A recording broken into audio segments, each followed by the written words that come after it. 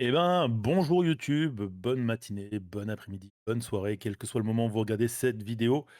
Bienvenue dans ce qu'il ne fallait pas manquer cette semaine. Et qu'est-ce qu'il fallait pas manquer? Alors, on a appelé C'est ça. loupé. Comment ça, c'est loupé? C'est ce qu'il ne fallait pas louper. Du coup, le lancement est Ah, loupé. Et c'est ça voilà. qui est génial. Non, non, on garde. Moi, je ne coupe rien. Ouais, alors, celui qui est assez fainéant pour faire aussi peu de montage, c'est Jérémy. Comment ça va, Jérémy? Ouais, ça va très bien, hein. Comme un lundi, comme dirait l'autre. Même si un peu fatigué parce que on a fait l'assemblée générale de l'association hier soir, au moment où on enregistre. Et il se trouve qu'après l'assemblée générale, comme nous sommes des gens bavards, nous avons été jusqu'à 2 heures du mat. Donc voilà, je suis un peu Tu fatigué. es, tu es allé, Oui, je sais avec je sais d'autres pas peu. adhérents, ouais. Nous avons discuté jusqu'à point d'heure à refaire le monde, etc. Ouais. On attaque avec l'actu en vrac. Alors, juste avant d'attaquer, je Ouais, voulais donner un petit coup de main à la chaîne. N'hésitez pas à nous laisser des petits commentaires, même si vous, via podcast, hein, passez faire un petit tour sur YouTube, nous laisser un petit commentaire. Ça nous fera toujours très plaisir de vous répondre.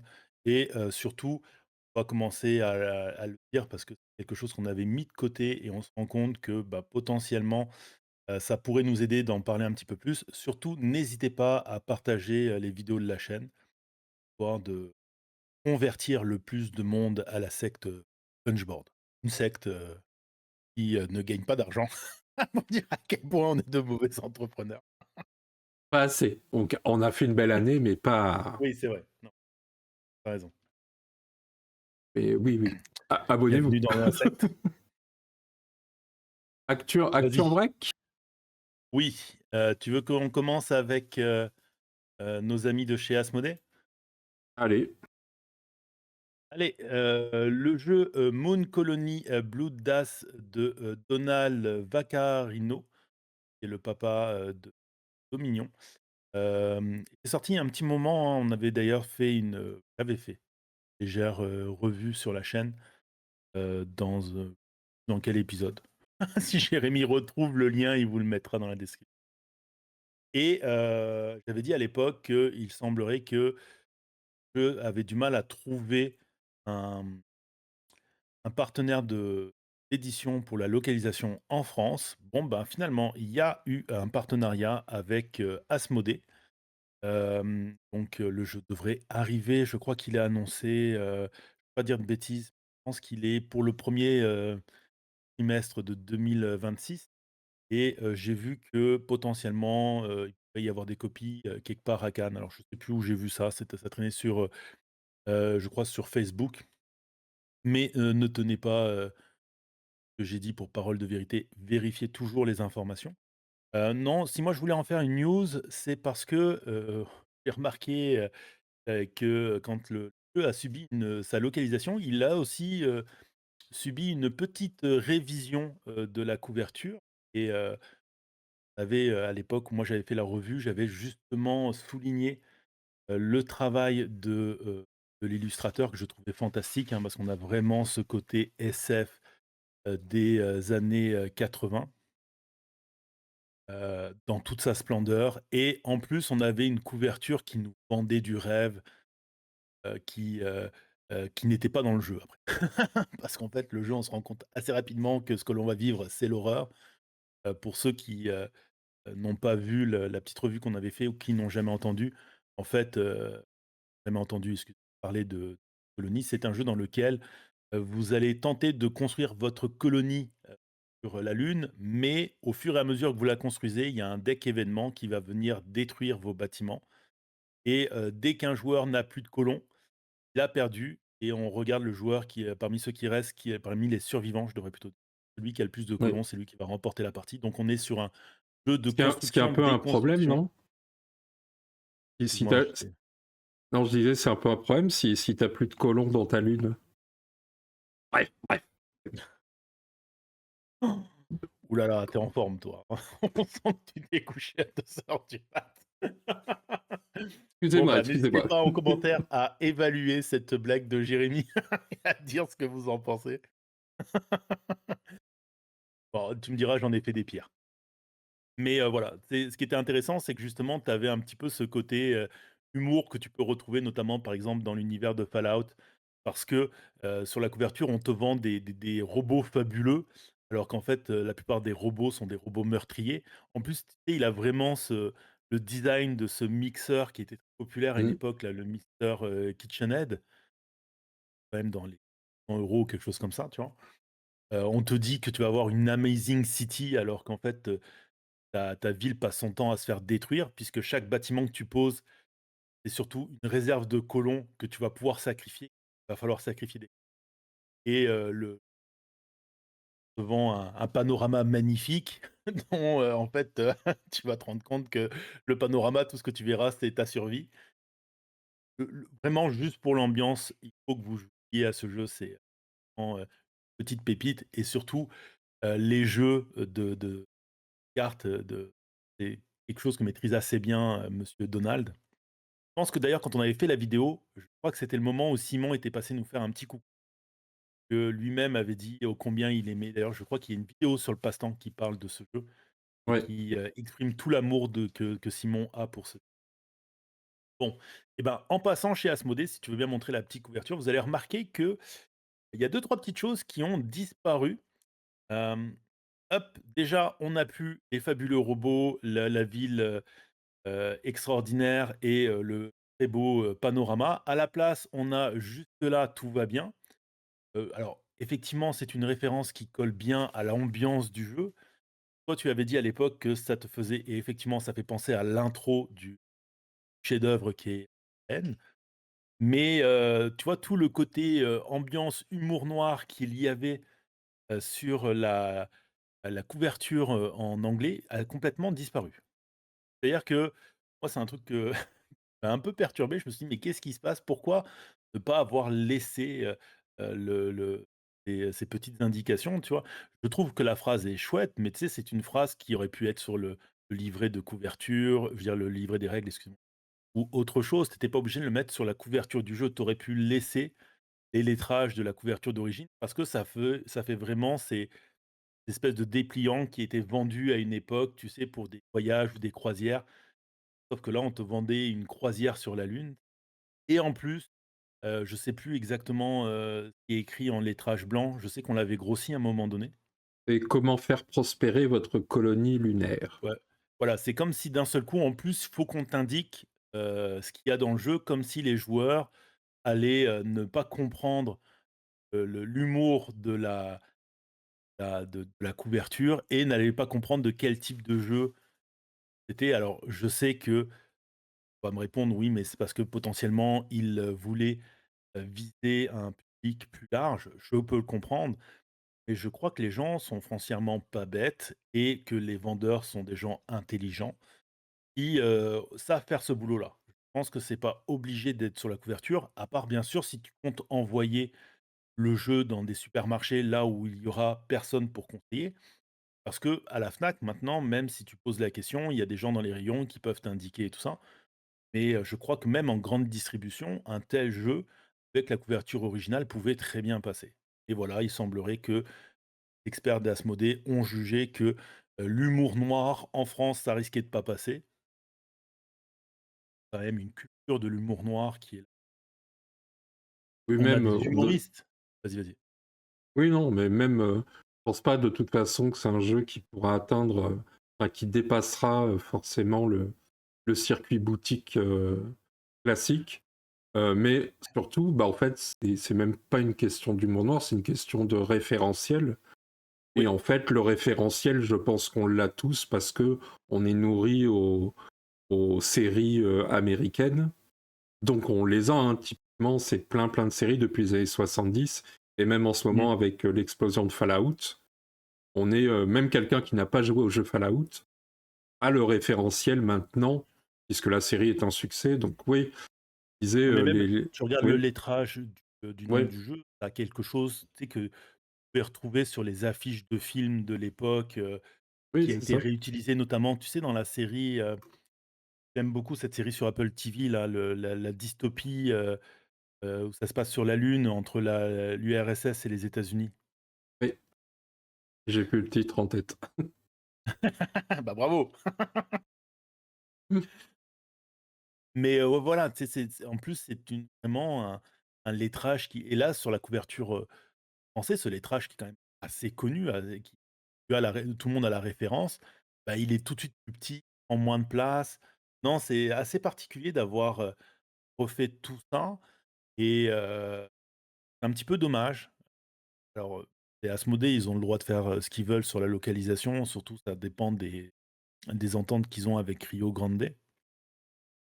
Mais voilà, je trouve ça dommage qu'on ait un côté, culturel qui a été mis en avant sur l'ouverture originale qui disparaisse dans sa localisation. Alors que, comme je disais, en France, on a quand même une culture de l'humour noir, que ça soit Les Nuls, Les Inconnus, on peut en citer des tas, d'humoristes qui ont, exploité et qui exploitent encore au jour d'aujourd'hui, hein, ma conjointe regardait ce matin, une Edgar Yves, a un humour qui est quand même très noir et très, très cassant, tu vois? Donc, c'est quelque chose qui chez nous peut très bien passer et on a l'impression là qu'on a une couverture qui a été aseptisée de tout ça et où il y a, tous les signals pour indiquer aux gens: «Voici ce que vous allez trouver, dans la boîte», de peur que les gens ne comprennent pas ce qu'il y a sur la couverture. Oui, oui. Après, c'est peut-être juste l'affiche de l'annonce et pas Peut-être, forcément effectivement. la couverture de la boîte Alors si en. la boîte ne change pas, je promets que dans un prochain, «Qu'est-ce qu'on a loupé? Qu'est-ce qu'il fallait pas louper cette semaine?» Je ferai mes excuses auprès d'Asmodée, mais j'ai des doutes. J'ai des gros Ou- doutes. Voilà, donc c'était ça pour la petite. Moi, je suis très content de voir le jeu arriver en français. Il est vraiment très, très sympathique et d'ailleurs, il est accompagné parce qu'il y a la nouvelle édition de Dominion aussi qui va arriver là, vu Ouais, arriver les kits pour, faire l'update du matériel qui est arrivé en boutique. Donc normalement, il y a c'est la deuxième édition, je crois, de Dominion. Pas me corriger, mais ça va arriver quasiment les 2. Je crois que les 2 arrivent quasiment en même temps. oui, oui. Allez, je te Oui. rends le micro. Et Vaccarino, d'ailleurs, c'est quelqu'un, un auteur où je suis très en retard dans mes vidéos, mais pour lequel je vais revenir prochainement dans une critique d'un de ses jeux. Eh bien, donc là, tu parlais d'une annonce que faisait Asmodée. Alors, c'était une annonce qui datait du 28 décembre, mais début d'année oblige. Tout le monde y va, tu sais. Alors, chez les youtubeurs, c'est hey, les jeux que j'attends le plus cette année.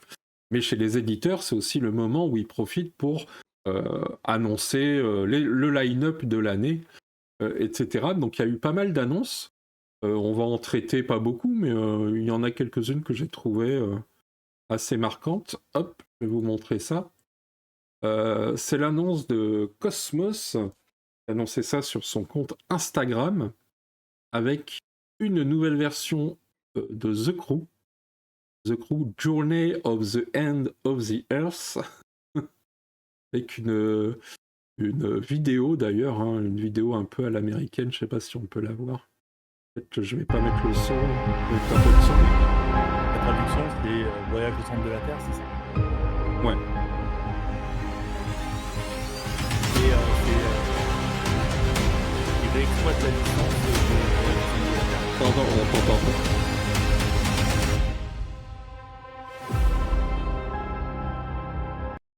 Hop, voilà, pardon, j'avais le son de leur vidéo. Pas de souci. Mais je me demandais si c'était une exploitation de la licence, plus qu'ils font une référence. Non, parce que c'est la fin de la Terre, alors que c'est le voyage au centre de la Terre, non, l'original? Ouais. Ah, c'est peut-être, je sais pas s'ils le disent d'ailleurs. Pas sûr. En tout cas, ça change de l'eau. Ils avaient fait quoi, l'espace? L'eau? Il y avait le Crew Family aussi. Ouais, Family, je crois que ça se passe sur une île, si je dis pas de bêtises. c'est ça. C'est une Moi, histoire de j'avoue naufrage, que, quelque chose comme ça. ouais, j'ai juste fait quelques manches, quelques scénarios de la boîte de base à l'époque. c'est pas trop mon style parce que j'ai déjà expliqué, c'est des jeux de pli où il faut avoir les codes, etc. Et donc, je ne pas trop bien là-dedans. Même s'il y a des jeux de pli que j'apprécie maintenant parce qu'ils cassent en fait le côté jeu de pli. Et donc, ils cassent un peu ces codes-là qui sont nécessaires pour Mmh. participer en équipe. Donc, j'ai jamais vraiment joué à The Crew. Mais voilà, ça fait partie.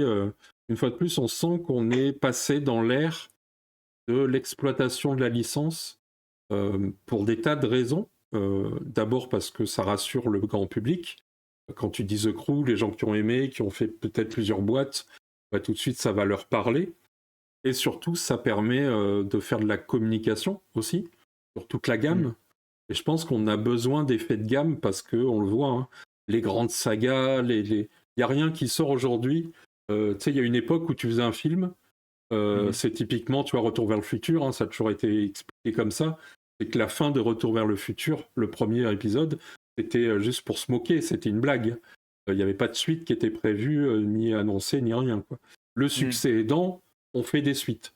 Mais c'était quelque chose d'exceptionnel, quoi. Aujourd'hui, c'est au moment même où tu signes, on prévoit déjà les 6 films qui sont derrière, Mmh. etc., quoi. Donc on est dans ce monde-là. Alors, pareil, hein, je suis pareil que toi, vraiment pas mon truc. On m'avait offert, l'édition de The Crew, heu, elle a disparu de ma ludothèque. Parce que non, mais, pour moi, le jeu, il combine 2 choses, que je n'aime pas dans les jeux de société, le pli et la communication, limitée. Mais il faut lui reconnaître quand même que c'est fait partie de ces jeux dont tu parlais qui renversent les codes du jeu. Que là, on est une coopération Oui, et en fait, de par la communication limitée, il faut que tu réussisses à t'entendre avec les autres pour, accomplir la mission. Ça, le coup de génie, de Thomas Singh sur oui, très bon maintenant, jeu, hein, c'est un très bon jeu. ouais, maintenant, pour moi, c'est logique. Alors, c'est c'est logique qu'il soit sorti de la thématique de l'espace et qu'avec le succès, c'est tu as dit, hein, qui appelle les suites et c'est logique qu'ils aient appelé des thématiques différentes parce que c'est Cosmos. Pas de bêtises, Cosmos, ils ont aussi le fameux jeu, tu sais l'escape game, mais c'est une boîte de Exit. jeux, Exit et les Exits se baladent dans tout un tas d'univers, donc ça semble, coller à la patte éditoriale de l'éditeur. Salut Oui, oui. Franck. Salut Franck. Oui, non, moi je trouve ça bien parce que bah, ça prolonge ton plaisir. Après, est-ce qu'il y a vraiment... à quel point tu peux renouveler The Crew? C'est ça, moi, qui me... Je sais que The Crew, le 2, celui des sous l'eau, là, je me rappelle parce que je travaillais au passe-temps à ce moment-là et on avait filmé la vidéo où Simon et Rachel sont dans la piscine pour Mmh. le lancement du jeu. Et, euh, et je sais que le 2, donc moi je l'appelle le 2, hein, pardon, mais c'était, enfin, pour tous les gens qui appréciaient le jeu, ils disaient, ben voilà, c'est cette version-là qui aurait dû sortir directement parce qu'elle était masterpiece, quoi. Et donc je me Ouais. demande toujours, est-ce que quand tu atteins un tel niveau, est-ce qu'il vaut pas mieux repartir sur autre chose plutôt que de continuer à faire vivre? Tu vois à quel point c'est de l'opportunisme Ouais. mercantile et à quel point ça se justifie créativement, quoi. Alors, évidemment, il faut qu'on y joue pour le préciser Oui, cette pensée, mais c'est comme avec les séries, hein, c'est compliqué. Tu sais, tu peux rencontrer un très gros succès sur ta première saison, exemple Stranger Things, arriver avec une deuxième saison que tout le monde salue et 3e, 4 et 5e saison, tout le monde va détester, quoi. Effectivement. Maintenant, ça reste que tant qu'il arrive à trouver des idées pour, amener de la nouveauté dans son jeu, je pense que la licence va et tant que le succès commercial est au rendez-vous, bah, ils vont exploiter la licence, hein. On pourrait assez rapidement avoir un The Crew, Terre du Milieu, un The Crew, puisqu'ils avaient fait un Exit, hein, d'ailleurs, Terre du Milieu et tout ça, c'est la référence. Mais, tu pourrais te retrouver, là-dessus avec, différentes approches. Il faudra voir comment, en même temps, c'est aussi le genre de jeu, moi j'ai pas toi, mais moi dans la première version, j'ai jamais eu l'impression d'être dans l'espace de faire des réparations sur une navette, tu vois? Non, non, c'était très. Enfin, après, moi, j'ai pas suffisamment joué pour me rendre compte, mais par contre, j'ai vu. Je salue d'ailleurs Yannick, qui me semble à l'époque avait déjà fait 2 fois les 50 scénars. Si je dis pas de bêtises, il y avait 50 scénarios, je crois, les 50 missions, et qui, voilà, qui. Donc les gens adorent, adorent, quoi. C'est vrai que Ouais. tu prends quand même un plaisir. C'est pas un jeu qui, malgré une fois que tu l'as fini, que tu as fait tous les scénars, tu ne peux pas y rejouer parce qu'en fait, tu es toujours dans des situations de comment on résout le puzzle, quoi. Après, il faudrait aussi voir combien il coûte à fabriquer ce jeu, tu vois? Ça serait intéressant de discuter avec l'éditeur parce que le jeu, il doit se vendre dans les 20 €, si je dis pas de bêtises, peut-être un peu plus. Il est essentiellement composé de cartes, c'est des petites boîtes, donc c'est un jeu sur lequel ils peuvent marger facilement, qu'il a en plus, il a du succès. Sûr que, on va pas blâmer Cosmos d'exploiter et réexploiter la licence, quoi. Oui, oui. Euh, on a, donc, tant qu'on est Cosmos, c'est qu'on voit qu'ils exploitent des jeux. Ils ont une deuxième annonce aussi qui a été le The Gang, donc une édition Deluxe édition. Donc le jeu de John Cooper et Curry S, S, pas comment on dit. Ça aussi, hein, ça a été une grosse annonce, hein, je me rappelle. Alors maintenant, on ne sait plus à quel sens se vouer parce que toutes les 3 semaines, on t'annonce le jeu de l'année. Mais je me rappelle qu'à l'époque, The Gang, avant qu'il arrive en France, qu'il soit dans les boutiques, tout le monde l'annonçait comme le jeu événement, etc. Je pense qu'il a eu son succès, mais en Oui. termes de médias, enfin tu vois, de longévité dans les médias ou dans les tops, il est aussi vite parti qu'il est arrivé, j'ai l'impression. Ouais, mais ça, c'est parce que le média dont on fait partie, on oublie vite. En fait, il y a tellement de sorties et c'est ce que moi je reproche avec le cœur ou la pépite, c'est on entend tellement souvent ces mots que c'est plus au final, combien il y a eu de bangers ou qui était un banger, qui a été une 2 ou 3 mois après, plus les gars passent très rapidement d'un jeu à l'autre, tu vois? Intéressant par exemple de d'aller sur une chaîne telle qu'un monde de jeux et de regarder le nombre de jeux auxquels ils ont joué et est-ce qu'ils se souviennent de tous, tu vois? Je pense qu'en fin d'année, à un moment donné, tu «Attends, j'ai joué à quoi là cette année?» tu sais? Voir si jamais tu fais, comme certains là, ont leur petit, journal intime sur, Board Game Geek, tu vois? Mais, The Crew, moi je l'ai souvent vu quand même tourner, dans les assos, dans les trucs comme ça reste un jeu The qui, Gang. The Gang, oui, excuse-moi, pas The Crew. C'est un jeu qui, reste malin dans la réexploitation de la mécanique du coquet du ouh là là! Ouais, on salue Alain. On sa on salue Alain, ouais. Salut, Timorage. Effectivement.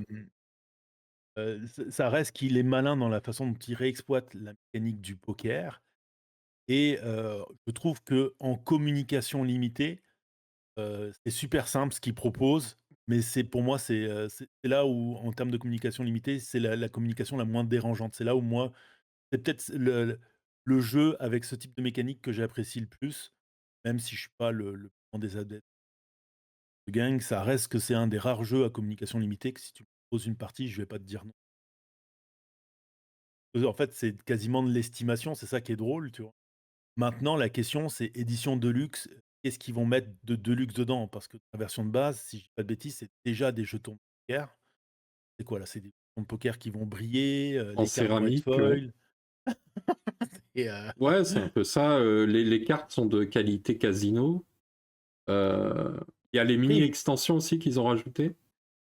oui, mais il y avait déjà, je crois, corrigez-moi dans les commentaires si je dis une bêtise, mais je crois que dans la version Yellow, il y a déjà les mini extensions, qui viennent te faciliter ou te compliquer la vie.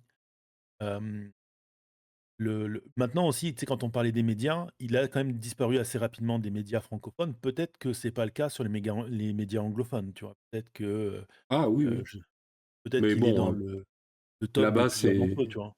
Oui, oui. Mais les ventes là-bas, tout ça, c'est un autre univers. Timo dit The Gang a eu un peu fait un four parmi mes amis. Ils n'étaient pas du tout accoutumés aux combinaisons du poker. Ça ne leur a pas parlé du tout. Oui, oui, oui. Bah, Ouais. moi, ça avait fait un four pour moi parce que alors, déjà, j'aime pas trop.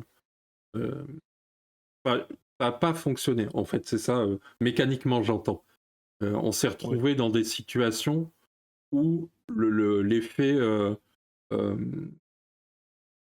il y avait le côté je donne des infos, je prends des infos ou quoi.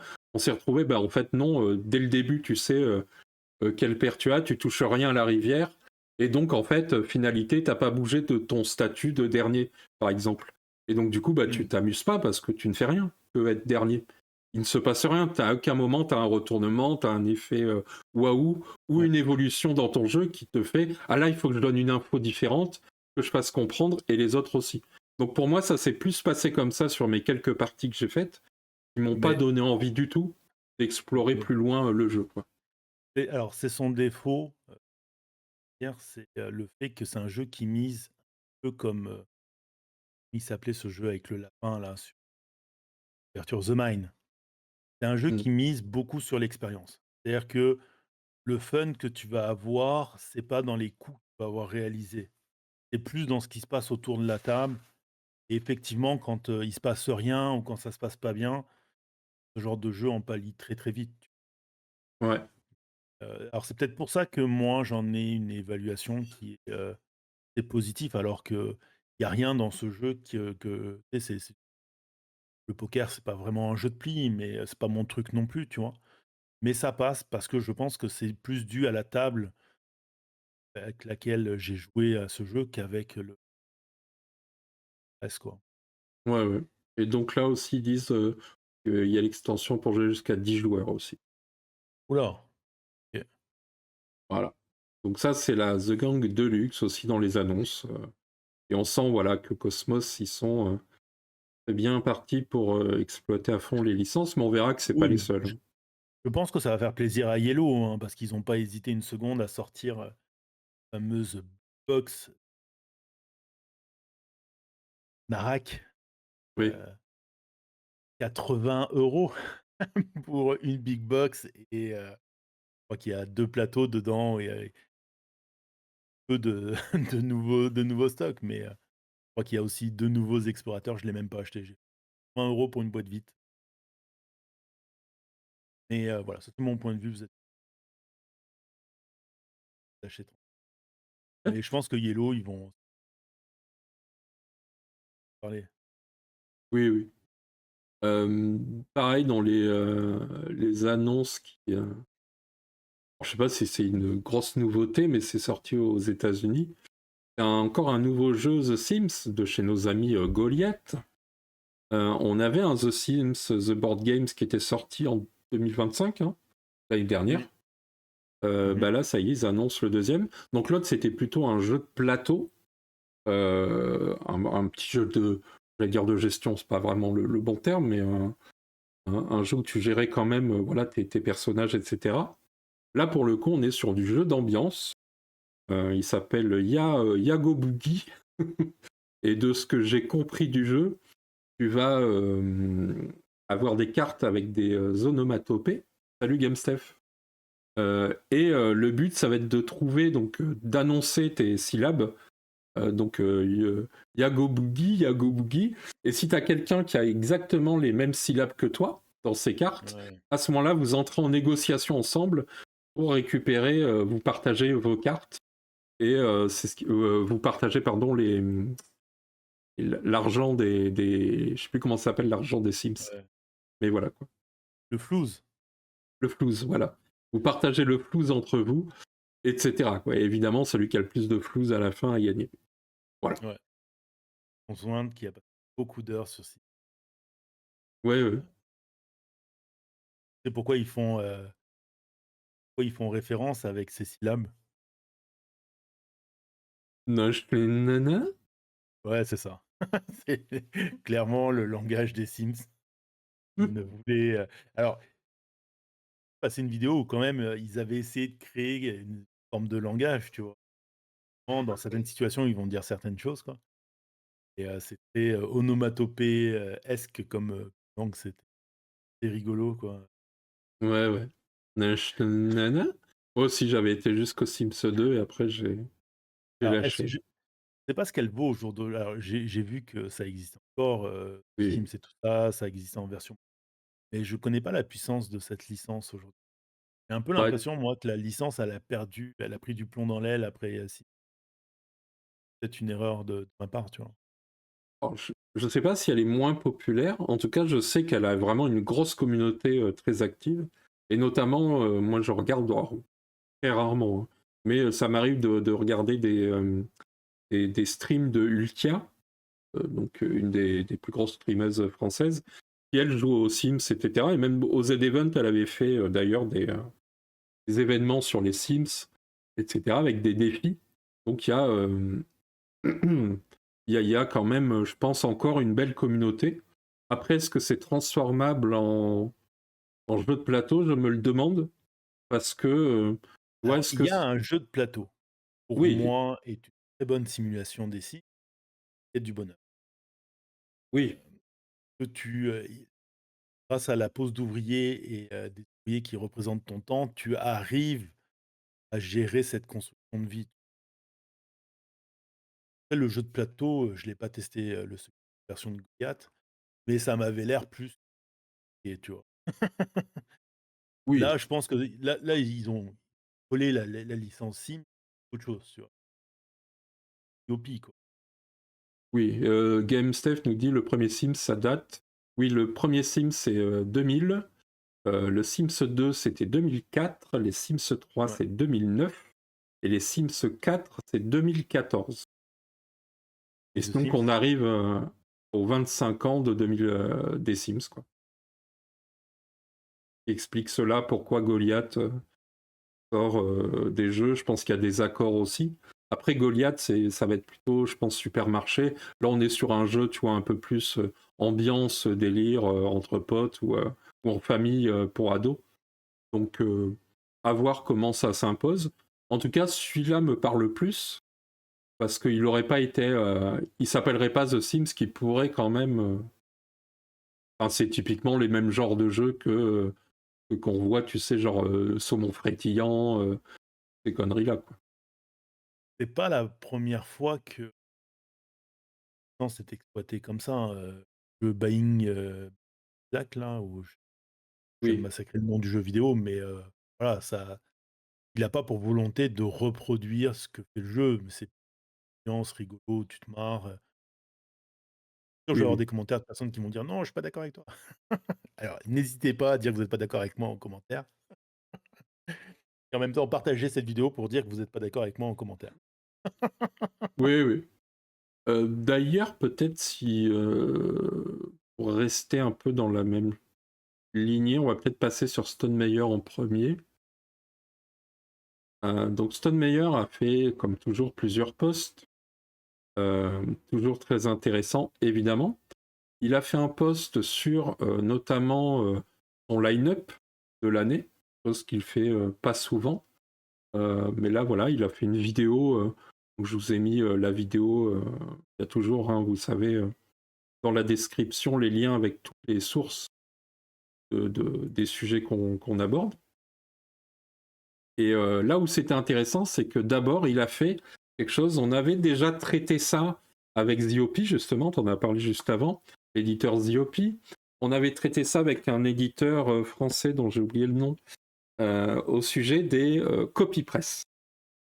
Et bien, ça y est, Stone Meyer aussi commence à communiquer sur la manière dont il veut travailler avec les influenceurs et les influenceuses. Et je trouve ça intéressant que de plus en plus, les éditeurs communiquent là-dessus, et pas seulement de manière euh, avec les gens avec qui ils travaillent, mais de manière publique, Mmh. officielle, etc., quoi. Euh, donc voilà, ce qu'il dit en gros, c'est que Mayer veut que les jeux soient couverts par une grande variété de créateurs, forcément, hein, pour multiplier les points de vue et laisser chaque reviewer s'adresser à son propre public avec son propre ton. Ensuite, il te dit à peu près combien il envoie de boîtes par an. 1000 boîtes par an. Après, c'est sur tous les jeux, hein, mais donc 1000 boîtes gratuites par an à des reviewers et créateurs de contenu via son système qu'il a mis en place, quoi. Donc pour le coup, c'est pas juste des boîtes fin de série ou quoi, c'est un vrai budget communication qui et un process à organiser, parce que 1000 boîtes, on imagine bien que c'est pas juste, tu fais pas ça en allez, je mets l'adresse sur un truc, je vais le poser à la poste. Non, tu es obligé de t'organiser parce que voilà, c'est pas rien, quoi. Donc il explique, tu es créateur ou reviewer, ne DM pas Jamie pour gratter une boîte. Tu passes par des guidelines et un formulaire dédié. Tu expliques qui tu es, ce que tu fais, ton audience, tes formats. Donc pour moi, tu vois, c'est une approche pro en fait, qui sépare le côté, ce qui était encore il y a quelques années le cas pour beaucoup, et ce qui est encore le cas, hein, tu as encore des reviewers qui envoient des DM comme ça, et parfois vraiment, quand ils disent je veux gratter une boîte, on n'est pas loin de ça, hein. J'ai des exemples concrets de limite, t'as même pas le bonjour, quoi.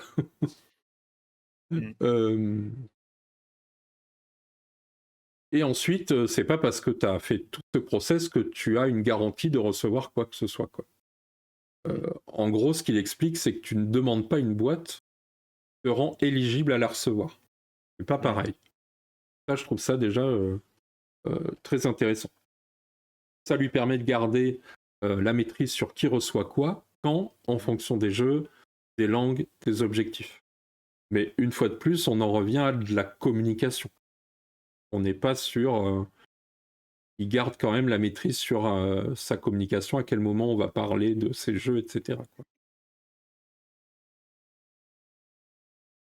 Moi, ce que j'aime bien là-dedans, c'est la transparence. Ça démystifie plein de choses, le fait qu'un éditeur prenne la parole et te montre à quel point lui, il est pro. Parce qu'on l'a vu par le passé, il y a encore beaucoup d'éditeurs qui sont pas pros, qui ne savent même pas, qui sont encore basés sur les nombres d'abonnés. C'est hallucinant. Là où tu vois, quand tu regardes des chaînes comme Louis San, par exemple, ou Tev, ici Japon Corp, qui sait que tu as aussi, qui en a parlé il n'y a pas longtemps. Enfin voilà, des gens comme ça, qui t'expliquent comment eux, ils travaillent avec les marques. Et clairement, les contrats sont par rapport au nombre de vues. Les marques achètent des vues, parce que c'est ça qui compte, en fait. C'est est-ce que ta marque va être vue? Et pas est-ce que tu as des abonnés? Enfin, tu vois, ça me fait toujours bizarre quand on parle de ça, parce que ça me semble peut-être d'une logique implacable, et tu as plein de youtubeurs qui te l'expliquent en plus. Donc c'est même pas du fantasme ou quoi, c'est la réalité du fonctionnement du... C'est même fascinant de voir qu'avec la création en ce moment, tu peux avoir une création qui est négative, et je parle négatif pas en termes de buzz et tout ça, non, je parle de négatif en termes de tu rentres pas dans tes frais, ou tu es bien loin de tout ça, et pourtant, ça se conclut en véritable succès. Et dernièrement sur une vidéo qui faisait le retour, tu sais, sur on en avait parlé, la fameuse série, sur Prime de MrBeast, qui lui a Ouais. coûté un pognon de dingue, et où finalement, il est même pas rentré dans ses frais. Ah, pour ce qui est de la série, tu vois? Au final, ça lui a réouvert les portes pour faire une deuxième saison, et ça lui a ramené tellement de trucs par à côté que c'est gagnant pour lui, tu vois? Oui, oui. Donc clairement, le fonctionnement est plus le même, et il faut que les éditeurs, apprennent à se renseigner sur comment fonctionne à l'heure actuelle YouTube, et peut-être que ça leur permettra de faire des choix un peu plus et que comment, tu vois? Oui, puis là, ce qui est intéressant, c'est de voir que, tu vois, la stratégie, après, attention, hein, chaque éditeur a des stratégies différentes en fonction de son catalogue et de Tout à sa fait. vision aussi du secteur du marché. Mais la vision, en tout cas, la stratégie de Stegmaier, pardon, je ne sais jamais lequel des deux, vous le savez, lui, c'est de diversifier les voies. C'est les gens qui vont parler de ces jeux, il va pas juste cibler les plus gros, il va cibler aussi des plus petits, dans différentes niches avec différents publics. Donc il a Oui, aussi un intérêt à comprendre quelle est ton audience. Et toi, oui. donc en tant que créateur, tu as intérêt à connaître ton audience, à savoir qui elle est, pas que juste l'âge, etc., mais un peu le profil par rapport Mais aux interactions, etc., quoi. je suis entièrement d'accord avec toi. Mais tu vois, par exemple, à l'époque où, je suis désolé, on va parler pendant 30 secondes, d'un éditeur qui, est pas mal de rancœur chez pas mal de monde et je peux le comprendre.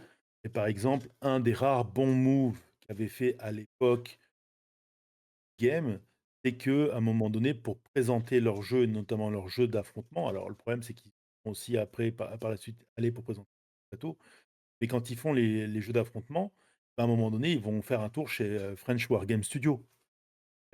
Parler, alors quasiment exclusivement de Warhammer 40 000 et de Warhammer Battle, tu vois?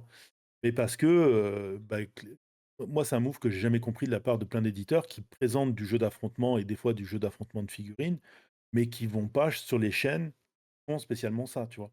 Comme, je crois qu'on avait couvert le truc à l'époque pour la sortie de Lorcana, où Lorcana, ils sont quand même allés voir pas mal de spécialistes du jeu de société, Ravensburger, et pas des spécialistes du TCG. Et tu avais les spécialistes du TCG qui, râlaient parce qu'eux, ils étaient obligés d'aller chercher les infos, ils n'avaient pas le kit de presse et tout ça. Et alors, de Lorcana est loin d'avoir été raté, tu comprends ce que je veux dire, tu vois? C'est, Oui, oui. sinon, elle a été ratée parce qu'il y avait une grosse rupture et une mauvaise gestion des stocks, tu vois? Et concrètement, ça a été la même chose pour Star Wars Unlimited qui lui, semble connaître une vie, moins, potentiellement moins durable que l'Orcana, hein, puisqu'il semblerait qu'il y ait un désintérêt assez fort pour le temps, voilà, ça aurait pu être plus sur les chaînes de TCG ou à la limite, c'est l'entre du jeu. Il y a c'est eux qui ont l'émission sur les jeux de cartes ou même, tu sais, Wawa et tout ça qui sont une spécialité des jeux de cartes. Bon, bah, voilà, tu sais, à un moment donné, il faut qu'en tant qu'éditeur, selon la structure de ton jeu, si tu vas aller chercher une certaine niche, il faut que tu ailles voir les gens qui s'adressent à cette niche-là, quoi. Oui, oui. Et c'est ça aussi, c'est-à-dire que euh, on n'est pas en train de dire que comment hop, juste 2 secondes. Hop. On n'est pas en train de dire que là, Stegmaier, il fait tout bien. Au contraire, il y a aussi, Non. on parle pas d'éthique. Pour l'instant, on parle de sa transparence sur comment il fonctionne. Ouais. Malgré tout, derrière, il assume tout à avoir un process, c'est-à-dire comment tu es choisi. Euh, En gros, ce qu'ils cherchent quand même, c'est des gens qui vont produire du contenu, si Mmh. possible, régulièrement, voire en masse. Euh, euh, il a aussi des manières de regarder au nombre de followers, au nombre de reviewers, aux abonnés, etc. Donc, ce qui montre aussi qu'il a une méconnaissance sur comment fonctionnent tous ces réseaux et savoir que c'est plus important d'avoir une portée, d'avoir des gens engagés, que vraiment ton nombre de followers, même si on est d'accord que sur certains réseaux, ça peut vouloir dire quelque chose. Nous, on sait très bien que c'est pas comme ça que ça fonctionne. Et d'ailleurs, tu as plein de chaînes qui ont très très peu d'abonnés, voire très très peu de vues, mais qui arrivent par contre à générer des beaux partenariats parce qu'ils sont dans une niche et qui sont les spécialistes de cette niche. Et donc, c'est pas la quantité qui fait que. La quantité te permet d'avoir accès à des, comme TF1, à des annonceurs plus larges qui ciblent pas un public en particulier, mais plutôt des choses assez diverses. Et alors que, bah, je sais pas, quand tu fais quelques milliers de vues parce que tu retapes ta vieille bicoque, eh ben, ceux qui veulent vendre du mastic ou des machins, ou des outils très particuliers, bah toi, tu deviens tout de suite quelqu'un de très intéressant parce que les gens qui te regardent sont très certainement des gens qui ont besoin des tutos, etc., quoi. Ouais, tout à fait et puis tu vois, il y a des, influenceurs qui ont réussi notamment à faire des virages. C'était, celle qui faisait, de l'humour là, Andy Raconte, qui maintenant, retape des maisons. Réussi à faire son virage, de façon assez intéressante quoi et quand tu le vois sur ses stores que justement c'est pas du, VPN et tout ça qui vont qui est avec elle, tu vois? Mais dans le jeu de société, j'ai l'impression, moi, il y a, on va dire un lac c'est, il faut aussi comprendre que, charge de travail, hein, pour les influenceurs, si d'un seul coup trouver les meilleurs influenceurs, toi et tout ça, ça te demande quand même de dépenser du temps et de l'argent à faire ses recherches et tout ça. Bon, ça serait intéressant qu'ils s'y intéressent, tu vois? Ou au moins que les distributeurs s'y intéressent pour, aider les, que l tu peux facilement trouver, tu sais, tu parlais, je sais plus comment elle s'appelle cette chaîne que toi tu suis là, tu en parles tout le temps en plus, qui étudie, YouTube là, Ah, le coin des youtubeurs? le coin des youtubeurs. Tu vois, tu as des chaînes qui te donnent accès à des ressources où, les distributeurs pourraient avoir facilement de l'information et la déverser vers le bas, tu vois? Oui, oui, bah, c'est ça. En tout cas, voilà, vous avez l'article, il est très complet. C'est marrant Oui, qu'il a fait aussi, tu le montres là, il a fait un listing justement des ouais, de quelques médias. En fait, il montre son fichier. Euh, oui, oui, bah, moi, ça me semble correct d'avoir ça. C'est marrant, c'est presque la même chose que j'ai sur le fichier que j'utilise, tu sais, pour faire les chaînes YouTube. Mais mmh, oui, oui, tu as toutes les explications, etc. Alors, une fois de plus, attention, il est pas là pour soutenir des médias, lui, hein. Clairement, ce qu'il vise, c'est les gens qui pourront parler de son jeu. On est à la recherche de communication.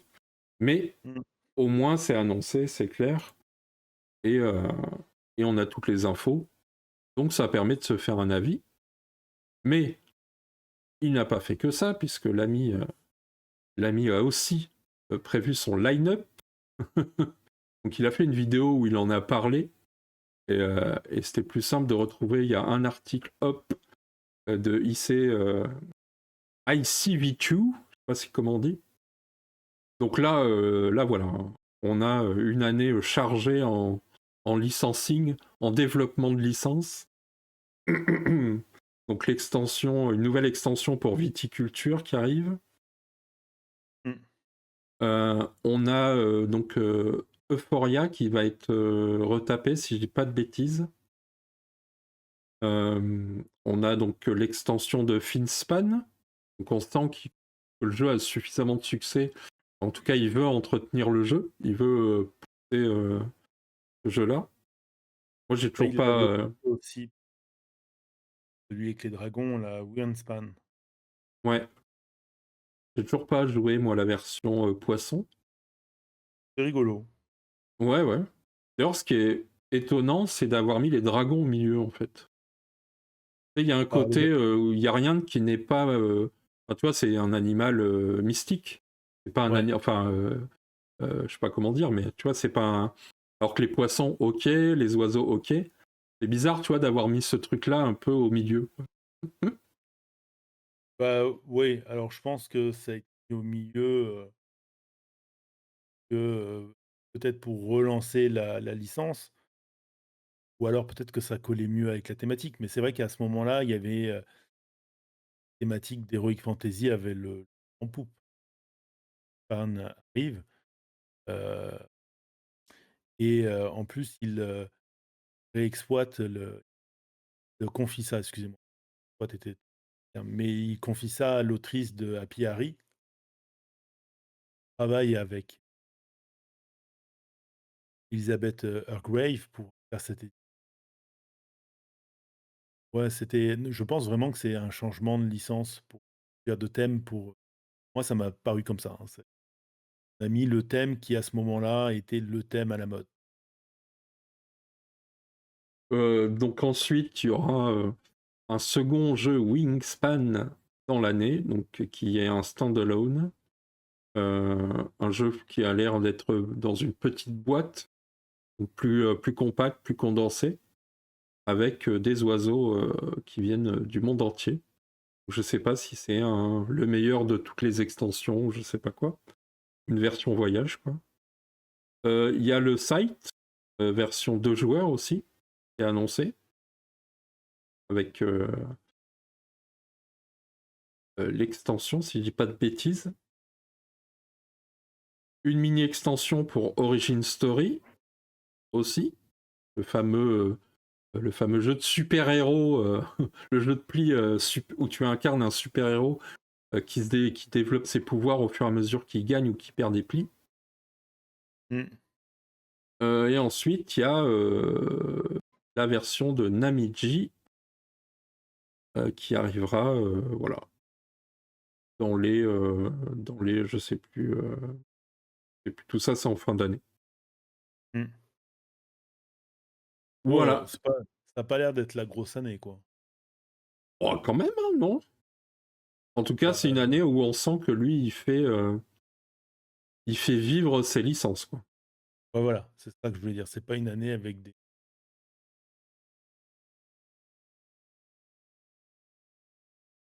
Ouais, de confirmation. Après, je pense que c'est ce qu'il faut faire pour se maintenir dans le game, quoi. Mm. C'est vrai qu'on parle souvent d'éditeurs en difficulté, et sortir un jeu nouveau, ça veut dire faire plus de communication pour le faire découvrir, alors que quand tu annonces un nouveau Wingspan, vu le succès du jeu, les gens connaissent plus ou moins ce que c'est, et donc t'as moins d'efforts de communication à faire, quoi. Et tant qu'on est là aussi pour faire notre pub, je vais pas faire à un moment donné potentiellement une vidéo sur Origin Story. Oui, mais elle est dans la liste, elle est dans la, comment on appelle ça, la, la pile de la honte des vidéos. Alors, il y en a qui ont une pile de la honte des jeux, toi, tu as une pile de la honte des. Bah ouais, Mais voilà, si vous voulez à un moment donné voir la vidéo de Jérémy sur Origin Story, abonnez-vous, activez la cloche. Vous ne passerez pas à côté. Et en même temps, vous pouvez lui laisser en commentaire pour quand la vidéo Origin Story. C'est comme ça que les gens avaient fini par avoir celle que tu devais faire sur. C'est quoi, c'est une Nucleum à un moment donné que tu as super traîné à faire? je sais plus. Ouais, je préfère prendre le temps de faire quelque chose de bien que de faire comme d'autres chaînes. Bref. On veut des noms, on veut des noms. Et il y a toujours l'extension Wingspan des extensions Americas. Ça, c'était un peu Stone Meyer. Voilà, L'extension Americas, est-ce que tu penses que va y avoir le président du Venezuela dedans? je sais pas. En tout Je cas, sais il y a un oiseau qui s'est fait plumer, ça c'est sûr. Bref. Dernière petite news. Peut-être on la garde pour après. Je sais pas, toi, ça dure longtemps ou pas? Ça fait déjà 1 heure qu'on. Oh, tu peux la faire. Ouais. C'est Mathéo qui nous a fait un petit post LinkedIn. Donc c'est Mathéo Menapais, pas comment on dit. Donc l'auteur, un des auteurs de Daybreak, qui a fait un long post sur son LinkedIn, toujours très intéressant. Je vous invite à aller effectivement voir tout ça. Donc, et je vais quand même repréciser un peu qui est Menapace, mais c'est je crois qu'il a fait avant du design pour les jeux vidéo, si je dis pas de bêtises, ou du design. C'est le monsieur qui a interdit de Spiel. Ouais, qui a eu fort à faire avec le Spiel. En tout cas, voilà, il a bossé sur des projets à la BBC, il a enseigné le game design. Il a bossé aussi au muséum, à un musée à Londres. Et aujourd'hui, il est plutôt créateur de jeux et surtout de ce qu'on pourrait appeler de jeux coopératifs, des serious games coopératifs. Oh, il en a qu'un, il a que des breaks. Hein. Oui, oui. Mais en tout cas, il bosse là-dessus, quoi. Je pense malheureusement que la petite histoire du pins, il qui est une surréaction pour rien, peut-être mis un peu, de plomb dans l'aile. Mais bon, on verra, peut-être qu'aussi il y a des projets qui sont en sortie et en même temps, Daybreak, il le fait pas avec un inconnu non plus, puisqu'il le fait avec Matt Leacock, qui est le spécialiste, le coopératif. Bien sûr. Et c'est ça qui est intéressant, c'est que c'est pas juste un jeu comme ça. Non. Et lui non plus, d'ailleurs, c'est ce qu'il explique, hein. Il explique que il considère le jeu comme un outil Mmh. politique, pédagogique et donc Mmh. collectif, hein, puisqu'on l'a dit, c'est du coop. Euh, En gros, quand il conçoit un jeu, il se demande qu'est-ce que ce système va faire ressentir et qu'est-ce Mmh. qu'il va normaliser, quoi. Et c'était, fascinant parce que, le jeu, il avait déjà un caractère politique de faire, hein, puisque c'est la lutte. Mais, souviens-toi, il y avait on les voit, hein, tu avais ces fameuses cartes avec un QR code qui te renvoie à des sites d'articles qui expliquent ce que représente la carte. Il y a un engagement et localisé, alors bêtise, mais je crois que c'est localisé par nos amis d'Asmodée, ça arrive par eux, mais ou je sais plus qui fait la localisation, je recherche l'info. Mais les QR codes avaient disparu dans la version française et la justification, c'est: «Oui, mais ça amenait sur des sites en anglais». Ouais, mais c'est dommage de les avoir enlevés parce que ça faisait partie du plaisir du jeu que de pouvoir scanner ces QR codes, voir, quand il y avait une carte qu'on ne comprenait pas, mais quoi ça fait référence, tu vois? Oui, oui, puisque c'est tout l'intérêt du jeu, parce que justement, dans son post sur Daybreak, il ne parle pas en fait des règles, il parle surtout comment lui, il a essayé de raconter le climat, comment Mmh. on raconte en fait le pouvoir et qui on laisse raconter l'histoire en fait. Et il parle surtout de l'overshoot. Donc l'overshoot, c'est un terme en climat. Et en fait le moment où l'humanité dépasse les seuils considérés comme relativement sûrs. Le fameux, par exemple, le fameux 1,5 degré de réchauffement post-ère industrielle, là, je ne sais plus comment on dit. Euh, en pariant qu'elle pourra redescendre plus tard grâce à des technologies ou des politiques futures. Et en fait, donc ça ne ressemble pas à un grand game over instantané, mais à une zone grise dangereuse. Et dès qu'on franchit Alors ses juste, c'est limites, bien Asmodée, hein, le distributeur en France. ouais, dès qu'on franchit ses limites, en fait, chaque dixième de degré supplémentaire, bah, ça rend les événements extrêmement, enfin les événements extrêmes plus fréquents, d'ailleurs on le voit, plus violents, plus coûteux à gérer, etc. Et donc dans cette logique d'overshoot, bah, les scénarios climatiques dominants acceptent l'idée de dépasser puis corriger, ce que Menapace critique comme un choix profondément politique. On reporte l'effort immédiat de sortie des fossiles, d'usage des fossiles, en misant sur des solutions futures incertaines, Mmh. comme la capture massive de carbone ou certaines formes de géo-ingénierie, quoi. Ouais. Salut Powell. Alors moi, il faudrait que je lui écrive à Mathéo parce que fait une partie à Daybreak, on a roulé sur le jeu, ça s'est jamais compliqué, on a toujours été en contrôle. Tu tu dis: «Non mais là c'est pas possible, on n'est pas sur terre, il y a un truc pas normal qui s'est produit». Mais ouais, ouais, il y a une phase du jeu où quand les choses s'alignent, le jeu ne fait rien, tu vois? Oui, oui. Bon, en fait, le jeu te pousse à essayer à gérer des crises, en fait. Et la différence avec, Limit parle aussi un petit peu de la même chose, même si là c'est vraiment tourné que sur le climat. C'est qu'ici, ils partent du principe peu utopique que les nations vont, collaborer, quoi. Que dans Limite, tu as le côté, bah, les nations, elles vont collaborer si elles en ont envie, quoi. Oui, Bon, oui.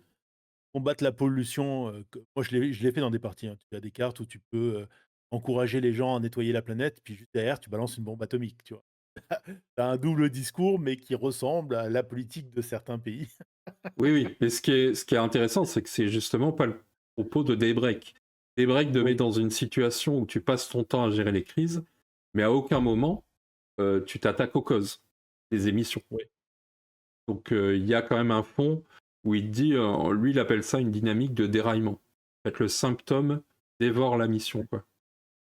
Mais parce que justement, et c'est moi j'ai compris parce que j'ai lu rapidement l'article tout à l'heure, il a mis en diagonale. Mais pour lui, il explique que quasiment ces choix-là un peu utopiques et tout ça, c'est parce que ça sert le message sur lequel il voulait concentrer le jeu, donc ça sert l'enseignement qu'il voulait apporter. Donc, il Oui, voulait pas parler de géopolitique, il y a un petit peu la géopolitique de côté, même quasiment dire à la corbeille pour que, et les gens à forcer les gens à coopérer, même si c'est un peu utopique, mais voilà, c'est pas le cœur du message, quoi. oui, oui. Et d'ailleurs, c'est ce qu'il explique, hein, qu'un jeu de société, c'est Mmh. un modèle, sauf que contrairement à un modèle économique ou climatique classique, celui-là, tu peux le manipuler, le tester, et surtout, tu peux le ressentir, quoi. Salut tonton. Salut tonton. Tips. Euh,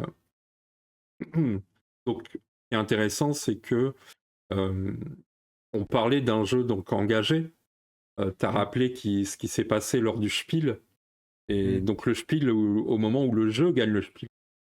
Et c'est assez... Enfin, pour moi, tu vois, c'est un événement euh, majeur en réalité. Parce que Mmh. d'un côté, on récompense un jeu engagé, un jeu politique. Et en même temps, on n'accepte pas l'engagement de son auteur. Sur un autre sujet, évidemment. Il y a Parce comme qu'on une on ne dissonance, pour moi, ouais, tu vois, dans ce qui est annoncé. Et tu as raison. Et c'est parce qu'il ne récompense pas le jeu pour son engagement. Il récompense le jeu pour le ludique, l'expérience ludique qu'eux ont ressenti. D'ailleurs, tu as bien senti la cérémonie et pendant la communication qu'il y avait autour de Daybreak, que c'était une communication qui était plus centrée sur Matt Leacock. Or, c'est comme je l'ai dit, un des 2, c'était le nom connu du jeu, que sur Matteo. oui, oui, Alors que d'après les dires de Matt Leacock, c'est, un travail conjoint, c'est un travail qui est quand même pas semble avoir été, pas mal qui a pas mal pris la direction que voulait lui donner Matteo. Matt Leacock, il a moins suivi et il était en accord avec lui, tu vois? oui, c'est ça. Mais ça reste quand même assez intéressant parce que, selon moi, l'expérience ludique en elle-même, enfin, tu peux pas Oui. passer quand même à côté du message politique. Ça serait, tu vois, il y a un côté absurde pour un jury en plus de professionnels de dire on a sélectionné ce jeu uniquement sur ses aspects ludiques, comme si c'était décorrélé Mmh. de ce que raconte le jeu en fait. Ou alors t'es pas du tout un professionnel, mais tu vois ce que je veux dire, il y a un côté... Oui, non, non. Mais c'est la preuve qu'ils se sont jamais intéressés parce que les jeux de Matt Leacock même ont un engagement. On est d'accord, Oui, que ou à Pandémie parle justement, qui parlait du Covid avant le Covid, ou que tu joues, à ces trucs, tu sais, Terre interdit, l'île interdite et le ciel oui, interdit. Dans ces 3 jeux-là, il y a quand même un message écologique qui est présent, tu vois? L'île, elle tombe sous les eaux, le sable envahit la totalité du monde, heu, donc Matt Leacock lui-même, il a une forme d'engagement. Le voir travailler sur des breaks, ça n'a choqué personne, tu vois? oui, oui. Et c'est là où ça m'en vient. Donc je parlais un peu de cette dissonance pour moi. Euh, et donc la vraie question qui dépasse un peu peut-être le cas de Daybreak d'ailleurs, hein, c'est Mmh. qu'est-ce qu'on demande à un jeu qui parle de climat, tu vois. Est-ce qu'il doit être neutre? Est-ce qu'il doit être pédagogique mais jamais dérangeant? Euh, ou est-ce que c'est un espace où le réel revient frapper à la porte, y compris avec ses conflits, des symboles, des accords, ces moments aussi hein, où ça nous met des vérités en face aussi. Et j'ai l'impression, tu vois, que c'est un peu ça. Que le Spiel, malgré toute sa grandeur qu'il a, son aura, j'ai envie de dire qu'il a dans le monde du jeu de société et au-delà, bah, y a ce côté-là de dire, ok, le jeu, en fait, il doit rester neutre. Il faut pas qu'il soit trop, euh, comment dire, pas grattant, mais tu vois ce que je veux dire, Et parce que corrosif. voilà, et pour moi, le Spiel, ça représente, moi si j'ai tort, hein, mais pour moi, ça représente bien cette phrase qu'on a entendue. Moi, d'ailleurs, j'avais pointé du doigt à l'époque quand c'était l'heure de Théum, c'est un jeu avant tout, c'est rien qu'un jeu. Bah non, je suis désolé, il y a des jeux qui t'amènent dans des tu vois, on parlait hier soir de Royal Society. Alors je sais plus ce qu'il dit exactement dans le livre, hein, regardez, mais Royal Society met quand même en avant une période de l'histoire où les Anglais, justement avec la société d'archéologues, a pas mal pillé le monde de certaines de ses richesses, tu vois? Et ne pas aborder le sujet parce que c'est un jeu, ça n'a pas de sens. Ça reste que ça fait partie du jeu. Ou alors à ce moment-là, bah, on faisait pas Royal Society, on faisait, ça dans un univers fantasy. Voilà, comme ça on n'abordait jamais le sujet, tu comprends ce que je veux dire? Ouais, ouais. Il en reste que les jeux, ils abordent des thèmes, ils ont des trucs et à un moment donné, dire si demain, on sortait un jeu, dans lequel tu, joues un président et que tu peux aller dans un pays, kidnapper le président de l'autre pays, on va pas me dire: «Bah non, c'est qu'un jeu». Bah non, il y a une intention qui a été mise là-dedans et si l'auteur il a fait ça, c'est qu'il a quelque chose, tu vois? Je crois pas qu'il y ait que les jeux de chez Coco Chery ou, tu sais les jeux de Pichenette là sur où tu fais les manifestants et tout ça. Ici, il y a pas que ces jeux-là qui, sont porteurs d'un message. L'intégralité des jeux le sont. Même les jeux de Bruno Catala, d'une certaine façon, avec un choix de thématique, choix de mécanique, peuvent être porteurs d'un message, tu vois? Et même si le message c'est ne pas s on est là pour passer du bon temps, bah, ça reste un message qui est politique. Parce que avant tout, la politique, c'est s'occuper de la société, tu vois? Et jouer fait partie de la société. Non, le Spiel, quand ils prennent leur position, quelque part, c'est à eux c'est eux qui devraient être pointés du doigt parce qu'ils prennent cette position sous le coup de: «On veut pas de politique». Oui, mais le fait que tu poses ta position, prennent cette sanction-là, c'est une preuve de politique, quoi. Ça prouve dans quel camp tu es quelque part. Parce que, la sanction, elle est à hauteur de non, c'est alors c'est ça où c'est fabuleux souvent parce qu'ils veulent pas qu'on parle de politique dans le jeu de société, mais ils ont fait un comme tu as dit, ils ont fait un événement majeur de quelque chose. Mais est-ce qu'on aurait vraiment vu de pin s'ils n'avaient pas pointé du doigt? Est-ce qu'ils ont pas fait l'effet Streisand de leurs propres problèmes, tu vois? Et après, tu as tout le monde qui signe en faisant, «Oh là là, c'est horrible». Non, je suis désolé, effectivement, bah, le gars, il a le droit d'avoir ses opinions et c'est pas parce qu'il a là que ça en fait une mauvaise personne. Je veux dire, quand les gens ont défendu, Tassigny, personne n'a dit, et je veux dire, que tu avais pas le droit de le défendre, tu vois? Il a le droit d'avoir ses opinions, le gars s'est exprimé, il a dit ce qu'il avait à dire. Très bien, passons à autre chose. Non, pareil, tu sais, quand on a fait le cas de gars qui avait fait le Brésil et des propos qu'il avait bah, ils ont droit à leur opinion, je veux dire, les gens ont le droit de penser et à un moment donné, juste, est-ce que le jeu est en train de parler ça? Est-ce que le message, il est là? Non, c'est pas juste un jeu. Quand ça parle de colonisation, il y a un effet à la colonisation. On est en train de revoir cet effet réapparaître et cependant, ça a un impact et il faut, accepter que ça a un impact. Et maintenant, ça n'enlève rien au fait que, bah, le jeu, il est les breaks est très ludique, c'est un jeu qui est très sympathique, qui est très agréable à jouer mécaniquement, est très cool. Mais quand tu passes au-delà de cette mécanique, tu t'intéresses un peu à ce que, le jeu dit, je le vois le message. Sauf que qui fait ça? Honnêtement. C'est-à-dire que tu peux fai c'est aussi une question qu'il faudrait poser à Matteo, tu sais? C'est bien beau de vouloir mettre de l'engagement et de la politique dans un jeu, mais est-ce qu'il est sûr que les gens vont faire cet effort-là? Ouais. Moi, je pense que les Excuse-moi pour le messages. tunnel, hein, je te laisse parler. Non, non. Je pense que les messages, en fait, ils sont perçus. Salut Guirout. Je pense que malgré tout, alors, à plus ou moins de degrés, tu vois, je dis pas que Mmh. t'en ressors et t'as fait une thèse, mais je pense, tu vois, on peut avoir plusieurs grilles de lecture, tu vois, sur son jeu. on peut dire que c'est un jeu comme un outil pédagogique, c'est-à-dire que tu apprends concrètement ce que c'est l'overshoot, en tout cas de vivre dans un monde avec l'overshoot. Donc, ça te permet, Mmh. tu sais pas, si je te dis, ah, t'as joué à ça et t'as appris ça, tu vas me dire, bah non, je sais pas ce que c'est l'overshoot.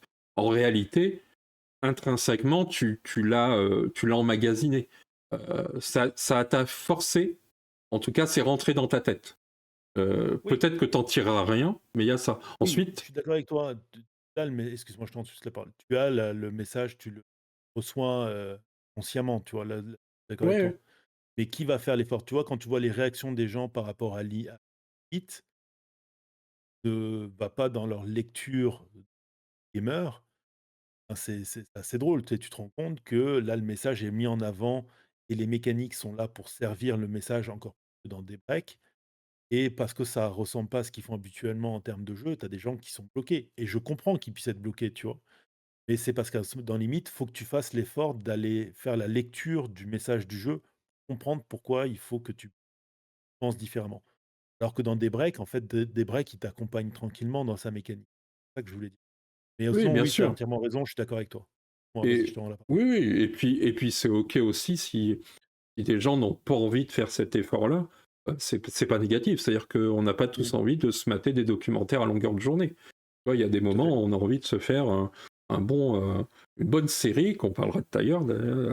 Mais tu vois aussi, on parlait, le jeu, pour les grilles de lecture, on parlait d'outils pédagogiques.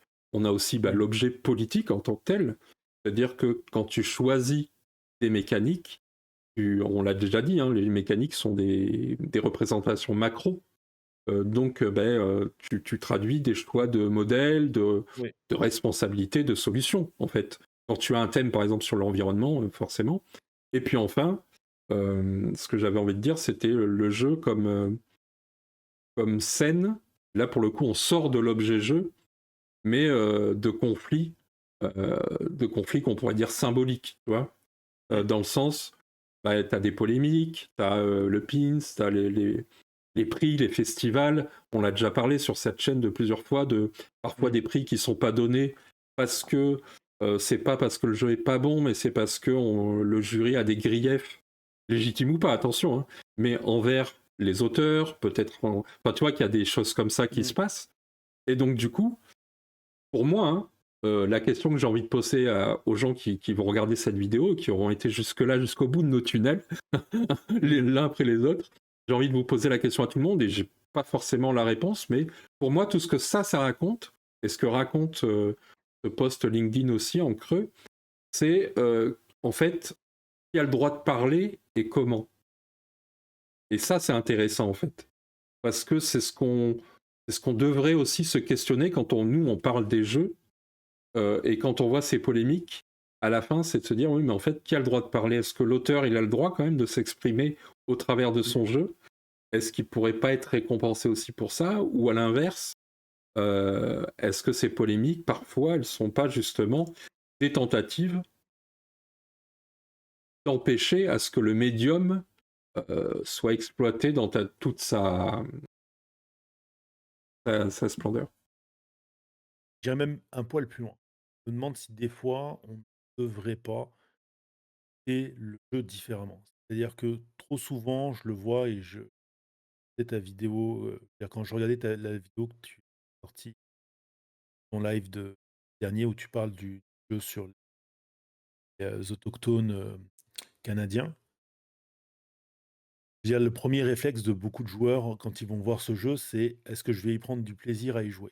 Et est-ce que quelque part, tu vois? Moi, c'est quelque chose que j'avais vu à l'époque avec Septima, où les gens, ils sont là: «OK, est-ce que je vais retrouver un Man Clash game, dans Septima?»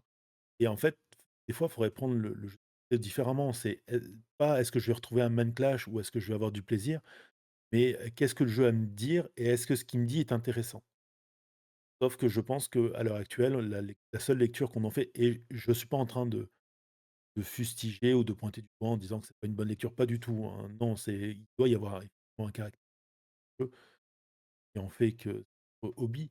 Et si parfois on pouvait, parce que pareil, hein, une série, ça peut être très divertissant, ça peut être très sympathique, on peut prendre beaucoup de plaisir, mais tu as des séries, The Pitt, Pluribus, même une série quelque part, vas pas être d'accord avec moi pour les dernières saisons et je peux comprendre ton point de vue, mais même une Stranger Things quelque part, elle a tout un message à dire, notamment sur le traumatisme et la façon de sortir du traumatisme.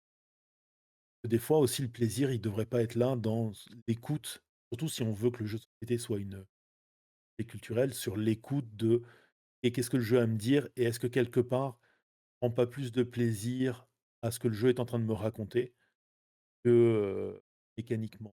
J'ai l'impression qu'on réduit le jeu à la mécanique et moi en commentaire si vous n'êtes pas d'accord et vous avez le droit de pas être d'accord. Et tu as une Oui, seconde amende dans le on cas vous bannira. non, pas ça. Hem, Est-ce qu'on passerait pas à la culture, du coup?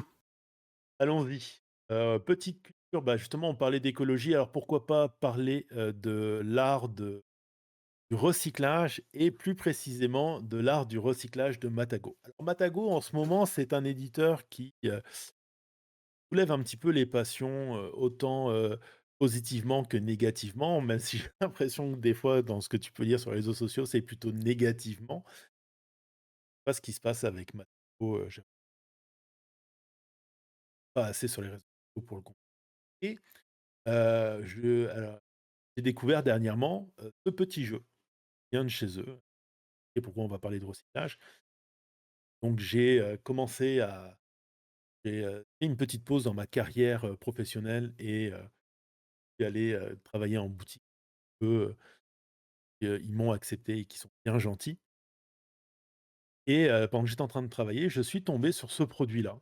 Alors, je pense que vous connaissez les micro games, c'est une gamme de chez Lego, gamme qui, en fait, propose des jeux qui tiennent dans une pochette, tu sais, comme les pochettes de cartes de crédit, dans lequel tu as l'intégralité du matériel et on va parler du jeu un peu plus tard, mais je pense que vous avez reconnu les petits chats qui sont sur la couverture.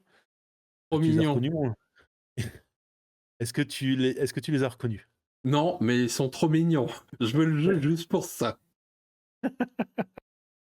Et bah, si tu descends un petit peu plus bas, il y a un jeu qui est sorti maintenant il y a 1 ou 2 ans, je crois, qui s'appelle Kyoto, no Neko, qui est un jeu de Cédric Millet, donc l'auteur de fabuleux, Meeple Circus, qui est devenu par la suite, Tiny, Acrobat, et c'est les illustrations de Jérémy Fleury, dont l'on retrouve d'ailleurs sur Kyoto, no Koneko Koneko. Avec ces noms en japonais, je vais avoir du mal à m'en sortir. Donc c'est un petit jeu, j'ai l'impression qui est je sais pas, vous me direz, qu'en pensez vous dans les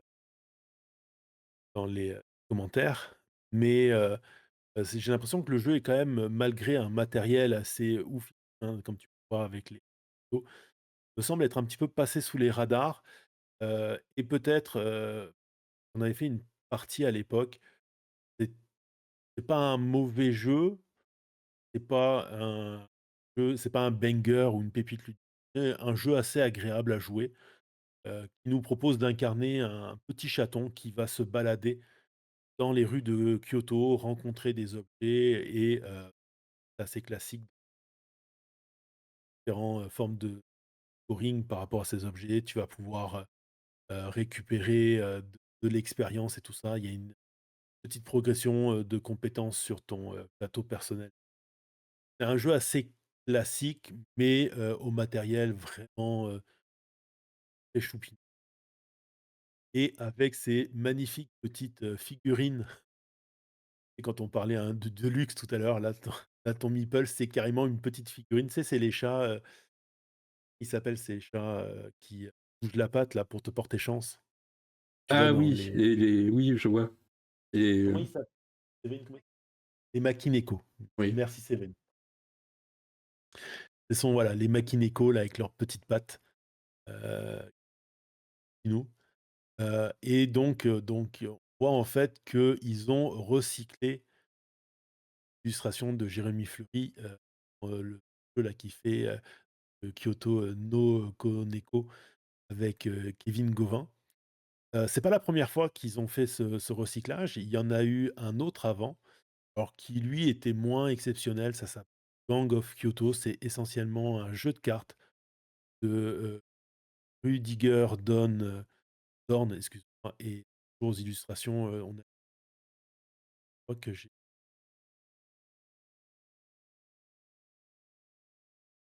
Oui, oui. j'étais où?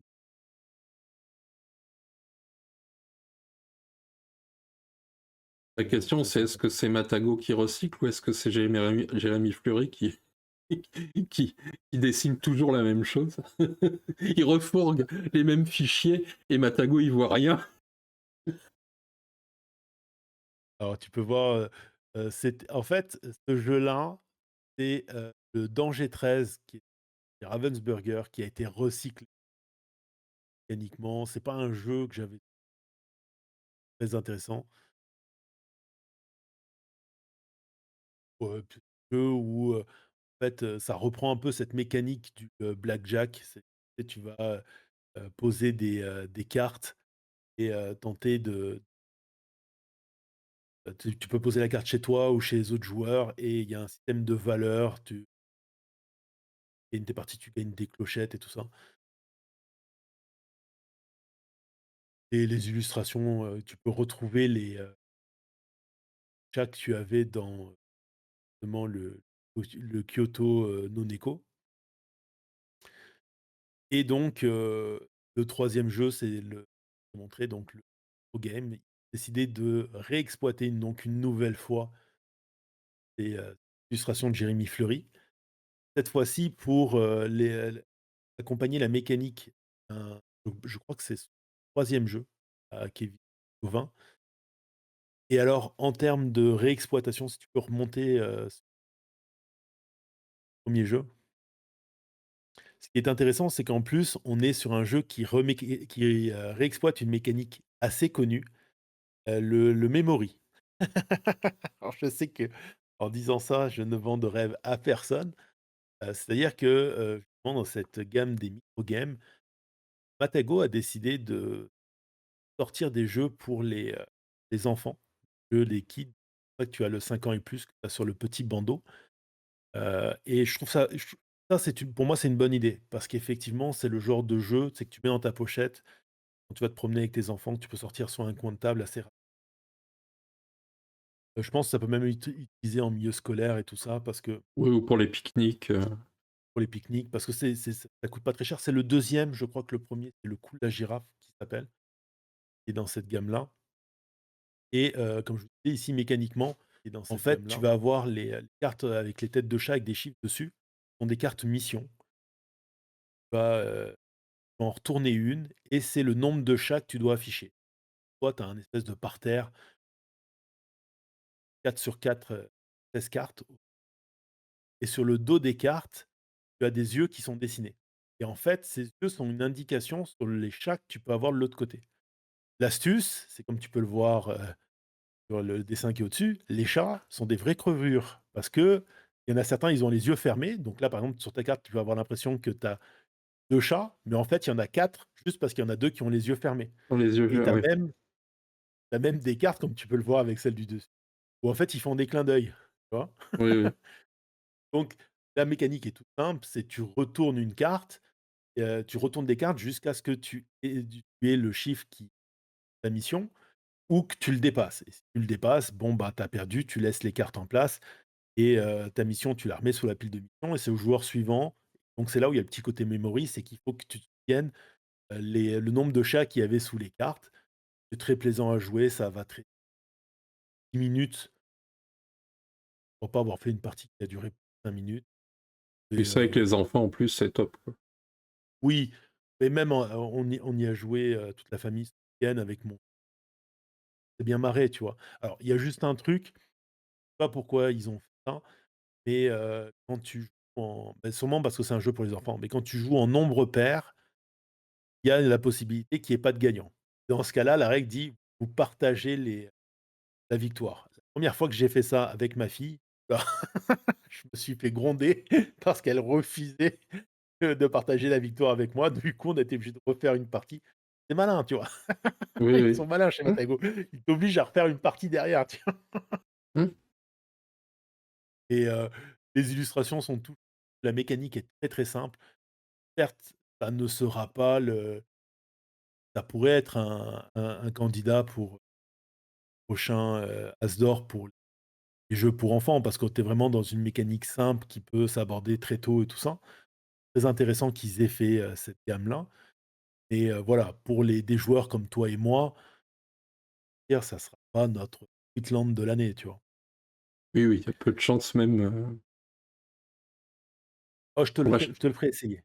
Tu vas voir que même toi, tu vas rager et tu vas rigoler. ouais, moi j'ai pas de mémoire, donc ça va être vite vu, quoi. Oh oui et alors, quand tu aimes les chats, tu te dis: ça leur ressemble tellement de faire ça», tu sais? Genre, moi, mon chat, des fois, et généralement, quand tu ouvres la porte de la maison, elle vient t'accueillir, tu vois? Mais des fois, tu peux l'appeler, la chercher partout. Voilà, elle a juste pas envie de bouger, elle s'est planquée et elle est en mode: «Vas-y, appelle-moi et trouve-moi et on en reparlera», tu mais bon, du coup, je me suis un petit peu intéressé justement à cette gamme, au game et je me suis rendu compte que, tu vois, on pourrait parler ici de déclinaison. Alors moi, j'ai préféré parler de recyclage parce que c'est une pratique que l'on retrouve beaucoup dans cette gamme. Alors tu vois, à la base, au game, je t'ai mis les 2 sites. Tu as le site de Matago en bas où, tu peux voir qu'il y en a un bon paquet, qui est déjà sorti. À la base, je ne sais pas si vous en souvenez, mais on avait entendu parler, de gamme, par un éditeur qui s'appelait, Button Shine. Chez eux, ça ils appellent ça, c'est les, wallet games, c'est ça. Ça semble bien fonctionner parce que, donc là, tu es en train d'afficher le site de Matago et si tu vas sur le lien de Button Shine, tu as toutes les futures sorties 2026 qui a été, fait. On peut voir que il y a du il y a encore de quoi renflouer la gamme là, je pense que l'idée c'est de sortir un jeu par mois, je crois et alors dans le lot, tu peux juste cliquer sur, un jeu qui s'appelle à propos, excuse-moi, of board game, Table Talk. Bon, bah, en fait, c'est peut-être ça qu'on aurait dû faire, avant Brise de Rhône, hein, parce qu'on est littéralement sur un jeu où, on va sortir, 3 cartes et on doit collaborer pour, identifier, être d'accord sur la même réponse sur un jeu qui, a les éléments qui sont présentés sur les cartes. Jeu de reconnaissance de jeux de société. Ouais, ouais. Mmh. Et voilà, dans la gamme des micro games, donc que ça soit, Button Shine ou du côté Matago, comme tu peux le voir, tu as différentes pochettes pour t'indiquer les jeux qui se jouent en solo, les jeux qui vont jouer en compétitif, les jeux qui sont à 2 joueurs. Là maintenant, tu as la gamme Kid pour mais surtout, si jamais tu te balades un petit peu, tu vas te rendre compte que Matago, à un moment donné, ils se sont dit: «Ben, pourquoi pas nous sortir nos propres jeux, nos propres micro games?» Alors, si je me souviens bien, à la base, chez, Sunshine, l'idée, c'était de faire un jeu avec un certain nombre de cartes limitées. Je crois que c'est un jeu qui doit tenir sur 18 cartes, quelque chose comme ça. La première fois, d'ailleurs, on en avait entendu parler, c'est parce que madame Elisabeth Grève avait fait un jeu comme ça, avec des couleurs, qui finalement était sorti chez Yellow dans leur gamme, tu sais, des boîtes de chez Yellow. Mais depuis, tu vois, Matago, eux, ils se sont dit: «Bah, écoute, je pense qu'il y a un bon créneau, exploitons-le» et on se rend compte que, ils ont commencé à ramener leurs licences. Alors pour, pas perdre trop de temps à se balader sur la page de Matago, je te les ai mis sur le là où je parle de recyclage. Par exemple, ils ont sorti leur version, Room 25 qui s'appelle Double Dash, donc qui est, c'est toujours signé par François Rouzet, l'auteur de Room 25. Alors Room 25, c'est un jeu et moi si je dis une Oui, il bêtise, y a mais je crois que c'est longtemps. aux alentours, ouais 2013, quelque chose comme ça. On en est rendu à la 5e édition, on va en parler. Il y a même une version ultime. Donc pour la version des micro games, ça reprend cette mécanique, c'est-à-dire dans Room 25, ça reprend le film Cube. Il faut que tu essayes de sortir d'une salle piégée, pour aller en te déplaçant de salle je veux dire, Faut que tu sortes d'un labyrinthe piégé en passant de salle en salle, excuse. Heu, tu entends des coupures dans mon son? Il paraîtrait qu'il y ait des coupures dans mon son. Non, a J'entends priori, ça va mieux, je sais pas. Moi, j'entends pas de coupure de mon côté, mais je sais pas. OK. Donc Room 25, ça reprenait cette ambiance à la Cube où il faut sortir d'un labyrinthe, passant par des salles qui sont piégées. La version double rush, c'est une version à 2 de ce jeu-là qui sont dans le même esprit et surtout Room 25, il a eu droit à sa version Ultimate et mais c'est un jeu qui va revenir 5e édition. Tu vois, le recyclage se fait jusqu'au bout, sauf que tu peux aller voir, il revient par, une page GameFound. Alors, bah, en bas de la page GameFound, moi ça m'a fait beaucoup rire. Tu vas voir les médias qu'ils ont mis en avant. Là, tu vas te rendre compte que les vidéos ne datent pas d'aujourd'hui. Et pas c'est pas des vidéos modernes. On peut dire que ils ont non seulement alors, je suis pas en train de dire que le jeu ne mérite pas sa 5e édition, hein. Les gens qui sont très fans de Road, un peu moins mon cas. Je trouve le jeu sympathique, mais sans plus. Mais voilà, tu sais, c'est, 2000, 2013, donc le jeu, il a 12 ans. Je pense qu'effectivement, dans une période où on ressort tous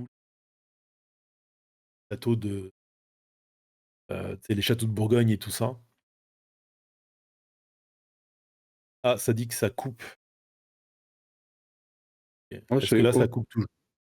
aucun souci de mon côté, c'est bizarre, c'est que à la sortie, là, Peut-être. On va espérer que pour, le montage YouTube, ça l'enregistrement, coupe pas ouais. trop. Tu me diras. Heu, bon, pour en revenir, je comprends qu'on ait droit à sa 5e édition, mais franchement, et ça fait longtemps qu'on n'a pas vu un FAL aussi jeune. C'est même le chrono, c'est, quasiment la première couverture. Matago aurait pu se fendre de demander à des nouveaux médias de faire les vidéos avec justement, alors j'ai l'impression qu'ils ont changé un peu le design, artistique, même si ça a l'air d'être, bah, il c'est pas indiqué, hein, qui a travaillé, mais au dessin, ça j'ai l'impression que c'est toujours Camille Durand, Eagle et Daniel, Page. Mais voilà, c'est assez particulier qui se qu'est-ce que toi t'en penses là, ce recyclage de vidéos? Ouais, surtout sur que des gens qui ne font plus de vidéos, quoi. Le stream, est mort, Trick Track Tu est pas mort, sympa avec Atom, tu pas sympa avec, Atom de Luc Renaud, hein, il est toujours là, hein. non, ça, c'est pas Atom, c'est, Mathieu. C'est Mathieu. Oui, c'est Mathieu, Oui, oui. excuse-moi. Oui, il est toujours là, Mathieu. Oui, oui. Et la le rédac oui, oui.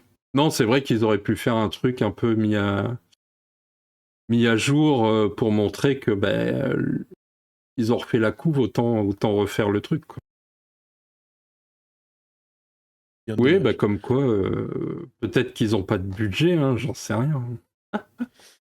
Alors, dans les retournons sur les mini-games là, ils ne recyclent pas que les licences, ils recyclent aussi, leurs vieux jeux puisque, on a le fameux Pantémor qui est ressorti. Pantémor aussi, je crois, il y a quelques années, hein. Oui, oui. Donc, là aussi, je pense qu'il a eu droit à un petit coup de neuf, que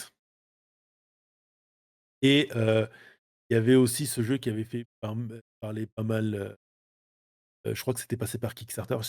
Je sais même pas si c'était pas le premier Kickstarter de Matago, le fameux Western Legends, ce jeu, tu sais, ce jeu bac à sable.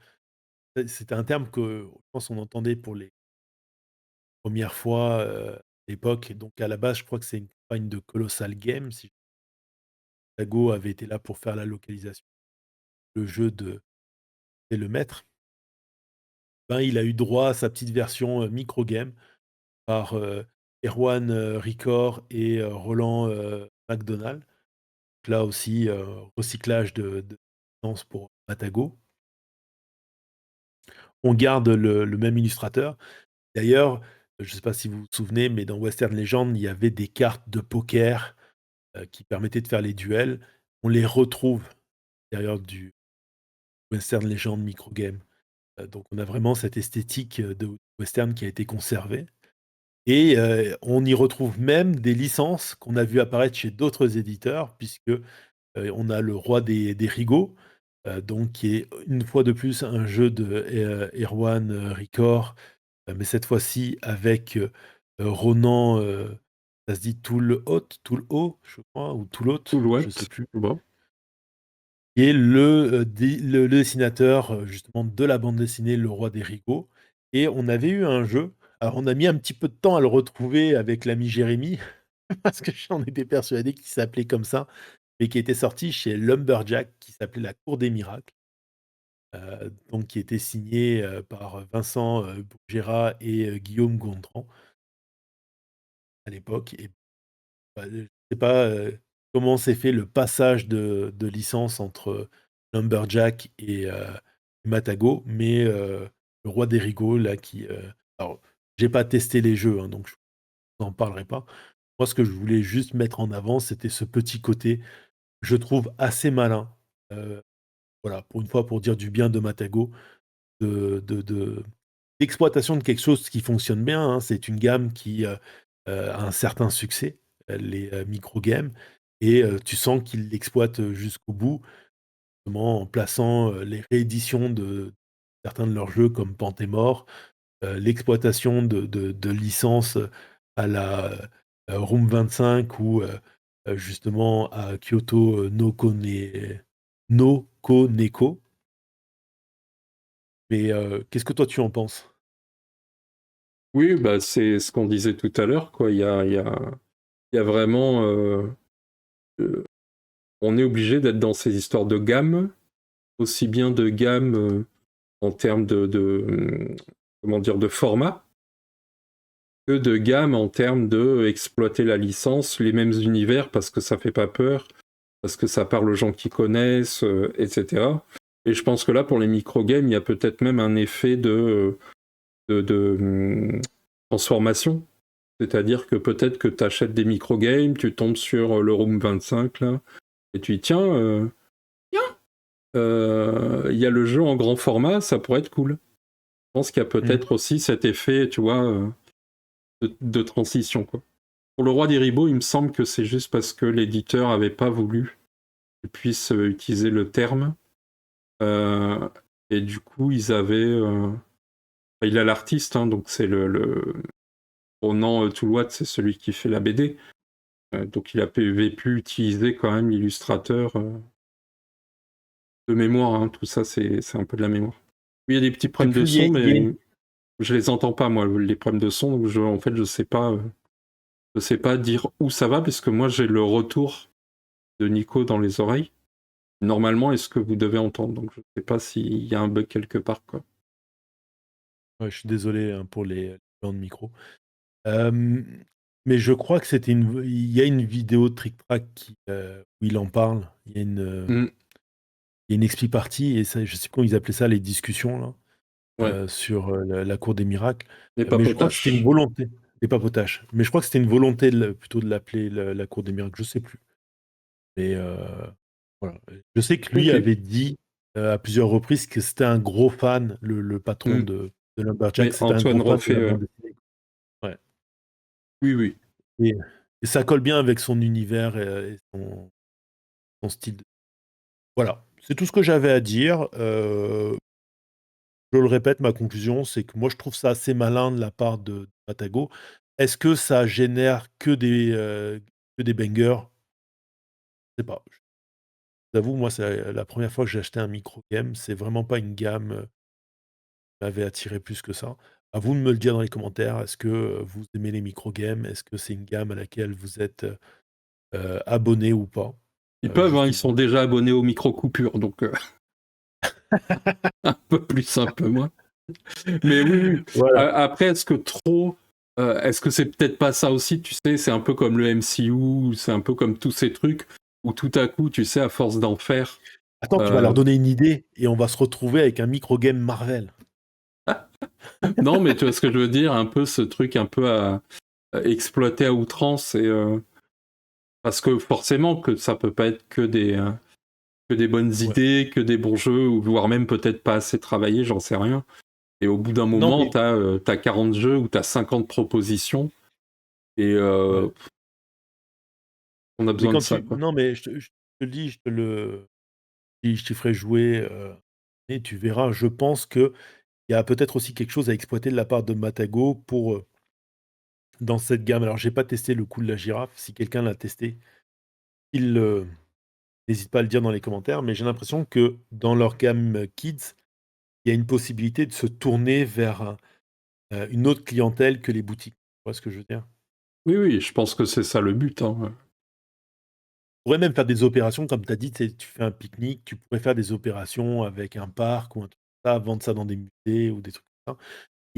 Je trouve qu'au final, il y a une idée qui pourrait être encore plus exploitée que ce qu'ils le font. Et j'ai l'impression que ils sont assez malins sur le coup et que potentiellement, ils pourraient avoir des idées et on pourrait se retrouver, tu sais, un peu comme le Monopoly, mais tu aurais le microgame Toulouse vendu à l'Office du tourisme de Toulouse, tu vois, où il faut apprendre à dire pain au chocolat et plus chocolatine. Et c'est la Oh guerre, là là. c'est parti. Oui, oui. Et Tonton nous dit oui, absolument pas client de microgame, préfère et de loin les jouer dans un club pour des jeux de plateau, famille, initiés ou experts. Et, euh, et j'avoue que moi non plus. Alors j'avais à l'époque, était un peu révolutionnaire entre guillemets, j'avais pledgé sur le jeu, comment il s'appelait, Mint. Oui, Mint, Tu vois, pas Delivery, Mint Work. Je les ai aussi. voilà. Et donc le tout premier, tu vois, et j'avais trouvé cool, j'avais fait les deux aussi, tu vois. Et en fait, ouais, Delivery et l'autre, tu l'as dit, c'était Mint Work. Mint Work. Et Et le autant troisième, c'est Mint l'idée, Work. ouais, l'idée était géniale et quand je l'avais reçue, j'étais super content parce que c'est vrai que c'est marrant. Et en même temps, c'est extrêmement frustrant quand tu le joues à table parce que c'est trop petit. Tu vois ce que je veux dire? Il y a un côté bah, en fait, sans avoir des plateaux comme maintenant, qui prend, t'as besoin d'un appart entier, d'une pièce entière pour un seul jeu. Mais tu vois, d'avoir un vrai truc quand même. Oui, euh, je comprends. donc ouais, je suis pas très client non plus. À cause de ça, hein, c'est le format, moi, plus que... Après, tu vois, si tu me sors, tu me dis, ouais, mais celui-là, tu vas t'éclater. C'est pas le nombre de cartes, tu vois, qui fait que c'est mieux ou moins bien. C'est l'expérience Non. ludique que tu vis, quoi. Alors, il y a un exercice de style, je pense à la base avec les wallet games, qui était vraiment de faire tenir un jeu en 18 cartes. Et ça, je pense que pour l'exercice, c'est quand même quelque chose d'assez intéressant à étudier, tu vois? Pareil, hein, les Mint, c'était à la base, le monsieur gagnait un concours où il fallait faire rentrer un jeu de société dans une boîte de pastilles à la menthe. Je suis d'accord avec toi parce qu'en plus, je trouve que Mint Work, en termes de jeu de pose d'ouvrier, il a un truc génial que je n'ai jamais retrouvé ailleurs, c'est que ta monnaie, c'est tes ouvriers.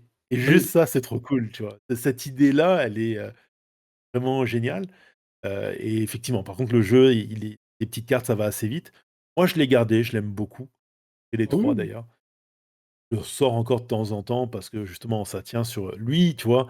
Pour, Franck qui, a animé l'année dernière à Cannes l'espace SNCF, c'est le genre de jeu qui est bien pour ce genre d'espace, tu vois? Ça se joue facilement sur une table de train SNCF.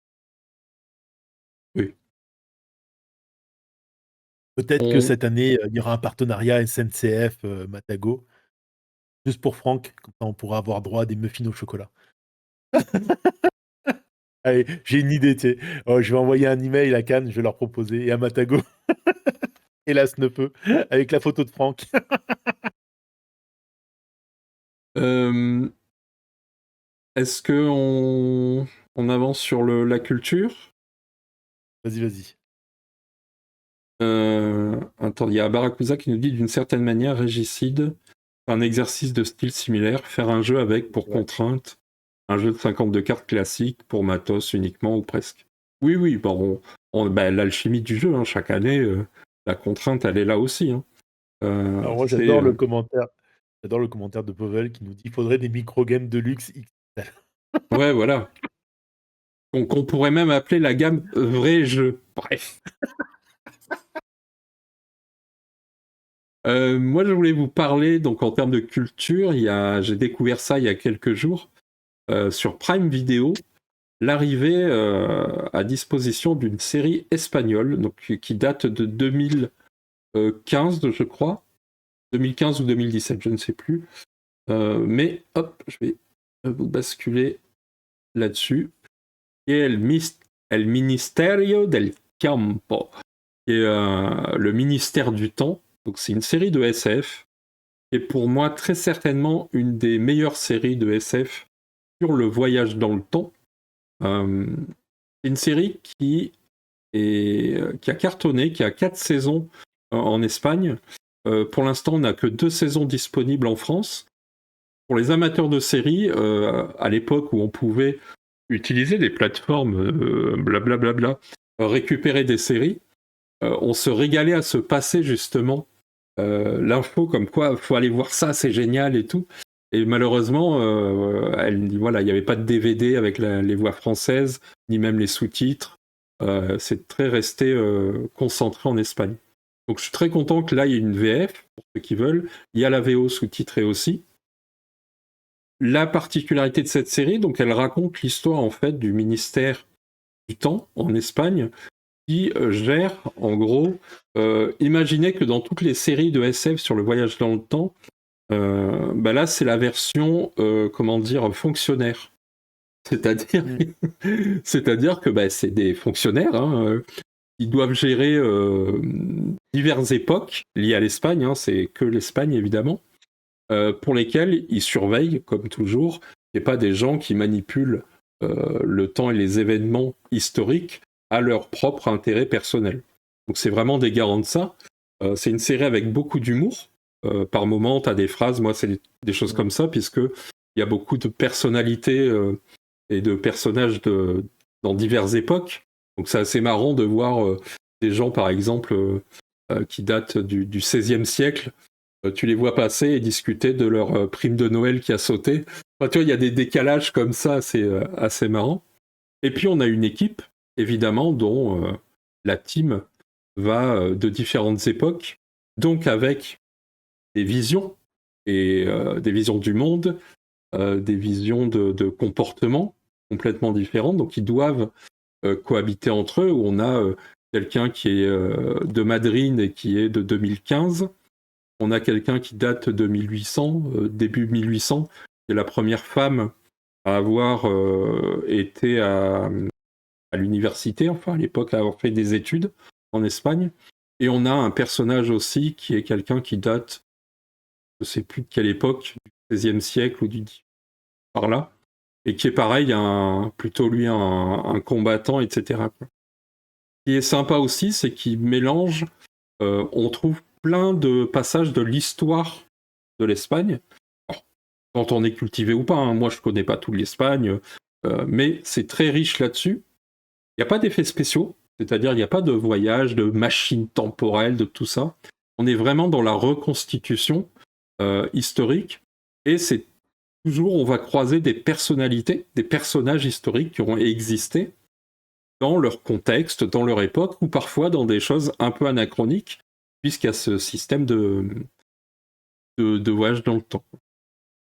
C'est une série que je vous conseille vraiment, parce qu'elle est très bien écrite. Alors elle date, 2015, je vous l'ai dit, mais il y a toujours des rebondissements, c'est toujours malin, c'est-à-dire que c'est pas forcément le voyage dans le temps lui-même qui fait avancer l'histoire, mais vraiment les personnages. On est là-dessus sur leur psychologie, sur il y a jamais, c'est jamais manichéen, c'est toujours des dilemmes moraux, forcément, puisque tu es dans le passé, il y a des événements historiques, à quel point tu dois les laisser en place, et à quel point tu pourrais ou tu voudrais les bouger. on est donc aussi dans des dilemmes de hiérarchie, c'est-à-dire j'ai un travail à faire, à quel point j'ai envie d'obéir, à quel point j'ai pas envie d'obéir. Et évidemment, qui dit ministère dit politique, il y a aussi une histoire, effectivement, il y a de l'antagonisme, etc. Peut-être que dans ce que je vous ai dit, le fait d'avoir montré 3 personnages d'époques différentes qui doivent cohabiter pour résoudre des missions dans le temps, peut-être que ça peut vous faire penser à une série qui s'appelait Timeless, qui était une série américaine, assez moyenne, assez médiocre, et qui a pompé honteusement, alors soi-disant non, mais qui a pompé honteusement cette série, qui a d'ailleurs été plagiée plusieurs fois, et il y a eu un procès, et ça s'est réglé, enfin il n'y a pas eu de procès, mais il y a eu des négociations, et ça s'est réglé à l'amiable, mais voilà, donc pour vous dire, si jamais vous avez vu Timeless, ne vous laissez pas influencer. Timeless, c'est vraiment typiquement une adaptation pourrie à l'américaine comme on peut l'imaginer, c'est-à-dire on met des vaisseaux, on met des effets spéciaux partout et on oublie que ce qui compte en fait, c'est de parler de leur histoire. Donc là, ça parle vraiment de l'histoire de l'Espagne à diverses époques. Donc c'est très politique puisque forcément l'Espagne a connu beaucoup de changements, des révolutions, des guerres civiles, la colonisation, etc., etc. Donc en plus, ça confronte plein de points de vue. Il y a aussi le côté culture, parce qu'il y a des personnalités, et je vous laisse découvrir le premier épisode qui, pour moi, montre bien tout ce que va être la série, tout ce que peut être la série. Donc voilà, je vous invite vraiment à vous y plonger. C'est une vraie recommandation. Pour moi, ça fait partie de mes séries fétiches, et ça fait des années que j'attends de pouvoir voir la 4e saison, que je n'ai pas encore vue, que je n'ai jamais trouvée en fait, jamais été disponible. Donc j'espère vraiment que on va pouvoir y avoir accès prochainement. En tout cas, voilà, les 3 premières, et donc là les 2 qui sont disponibles. Et pour le coup, c'est banger, c'est pépite. C'est vraiment, voilà, c'est... Oui, vas-y. Et pour ceux qui se posent la question, parce que pas réagi tout de suite quand toi tu m'as annoncé, tu m'en as parlé, quand tu as découvert ça, m'as exprimé ta joie sur Discord. Je crois que c'était samedi ou dimanche, un de ces 2, je crois que c'est samedi. Oui, Sur le coup, moi, j'ai pas réalisé tout de suite, mais là, quand je t'écoute et effectivement, j'avais déjà entendu l'anecdote, le fameux, si vous vous posez la question, et si vous ne posez pas la question, bah, je vais vous donner l'information quand même. Le fameux TVA qui existe dans Marvel est inspiré de séries espagnoles. Là, par contre, tu as quelque chose qui était, je veux dire, une inspiration qui était reconnue. Que Oui, tout oui. ce qui tourne autour de la série Loki que l'on retrouve dans le MCU est inspiré de L'air du temps. Et tu Oui, oui. retrouves le fait que c'est des fonctionnaires et tout ça. Donc tu vois, maintenant que tu en as parlé, j'ai fait: «Ah d'accord, c'était cette série-là espagnole» et je viens de un petit œil là pendant que tu en parlais, effectivement. Oui, oui, t'as plein de passages comme ça, c'est assez marrant, où t'as le côté décalage entre eux, ils sont, je sais pas, à l'époque de la Grande Armada, tu vois, Ouais. qui va se faire défoncer en Angleterre, et puis t'as le gars qui les accueille, donc qui vit à l'époque là-bas, mais qui a été embauché, et qui reçoit un courrier, et qui est là, et qui fait «Ah, la prime de Noël qui saute», et pas toi, typiquement le truc. Enfin, moi, ça me fait marrer, voilà. Mais Ouais, oui, faudrait oui, que je la regarde. c'est une série qui a effectivement eu énormément de succès en Espagne, vraiment un gros succès populaire. Il y a même, je crois qu'on les appelle les ministeros, sont les Ouais. fans de la série, donc parce qu'il y a, je vous ai dit, il y a un peu de mystère par rapport aux intrigues, hein.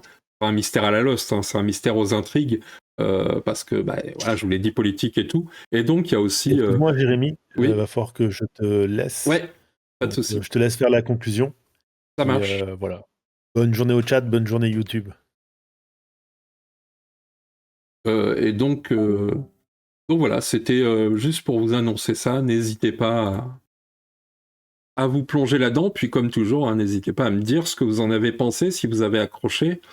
Euh, Moi, je suis totalement fan, et j'ai recommencé une fois de plus à les regarder.